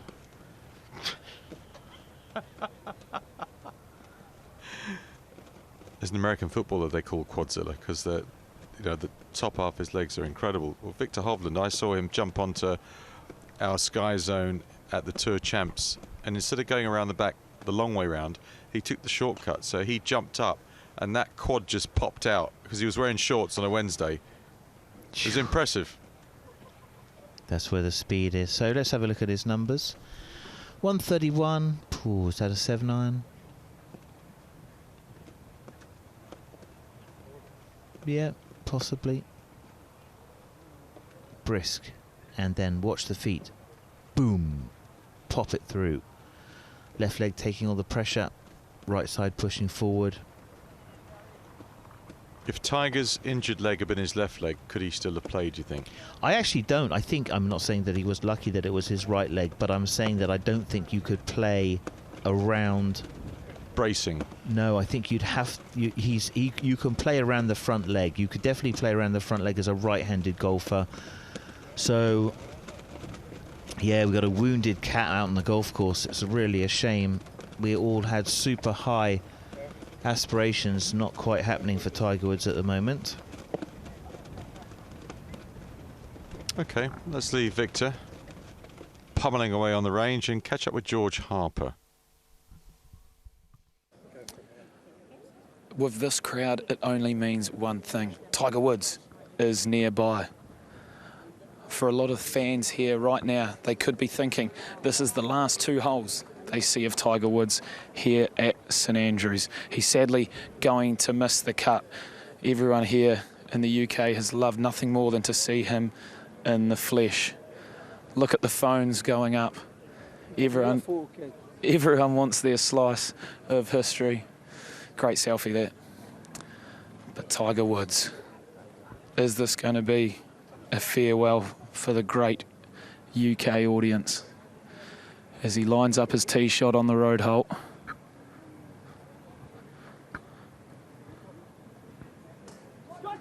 And he smokes it over the corner. Great shot. Now watch this crowd run with him. They love him here. Everyone loves him around the world. Is this the last time we see him here at St Andrews? Let's hope not. We need him in the game. Our 3-time Open champion. He's drawn the crowds over the last 2 days. Sadly, he's not going to be here for the weekend, but we are. Look at this. Everyone wants to catch Tiger for the very last time. But for you guys at home, this is the very last time you will see me today. So enjoy the rest of the coverage. Goodbye, Tiger. Down here by the chipping green now, getting a few more rays. Scotty Scheffler's actually just turned up here. A bit more practice around the short game area here as well. It's kind of quiet now as well, John, here. Compared to the range, it's nice and quiet here. Well, yeah, we just heard it. I mean, it's Tiger Woods is finishing off his range, so all the attention over with him. But these guys are world #1, Hideki Matsuyama, after his famous win at the Masters here. You know, just honing their skills really, and this is the money-making side of the game. You know, it's inevitable. You're gonna miss greens. You got to make up and downs, and it's not easy. Short-siding yourself around this golf course, some tuck pin positions. You got to hone your skills. You got to have some great variety around it, and they're doing it right now. Hideki didn't seem very happy on the range. We were just watching him for 5 minutes there. He didn't seem overall that he was happy with how he was hitting it. No, he wasn't, was he? He was a bit disgruntled. I mean, it was there were some big hard shapes on his shots. I mean, big left to rights, little few pulls here or there. So I think he's getting a little bit stuck and underneath it. So yeah, he's trying to solve the puzzle, and I wouldn't be surprised if he goes back to the range and quickly hits 1 or 2 just to solve the puzzle. He'll probably going to shoot 65 now. Yeah, well, mate, it's inevitable. You know what he's like. They always say if you hit it bad on the range, you'd probably hit it pretty good on the. He's just coming into the bunker now to hit a few. There we go. Well, this would be quite nice, wouldn't it? Bunker shots as well. We're going to get a face full of sand, you know this. Yeah, the wind is right in our direction, yeah. Very good short game on Hideki. When he won the Masters, he showed us that a lot, John. Yeah, I mean, it was flawless, wasn't it? What an effort. And there's his caddy there who bowed to the crowd. And yeah, there you go, straight in the face. How do you like them? No. Yeah, a little bit heavy, that one. Oh, he's trying to get some spin, bleed it out onto the green. It's all nice and firm ground. We had that little bit of sprinkle of rain early doors. Hasn't really done too much for the golf course in a way of softening it up. I think he's going to send us a bit longer. There we go. He's trying to. There we go. Well, see if he wants to play the game. Here we go.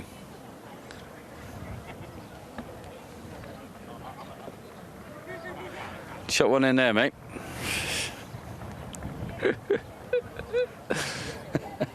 Incredible, the speed he had. Caddie looked at me and I know, smiled. he did, he fancied it. The speed he has, John, as well in these bunker shots. Well, this is what you need. You know, this is where you get your control. You know, you need speed and everything like that. And look at that release. I mean, it digs in on the first bounce and then just scuttles on a little bit. That's a beautiful shot. It's just like 1.5 feet. Yeah, he's not playing any 2 shots in a row the same here. Well, that's the link style. I mean, you're learning from the best. They've been watching Tiger for years. They've been watching the range. They've been against it, you know, still with their idols, watching on. And yeah, I'm going to do what they're doing.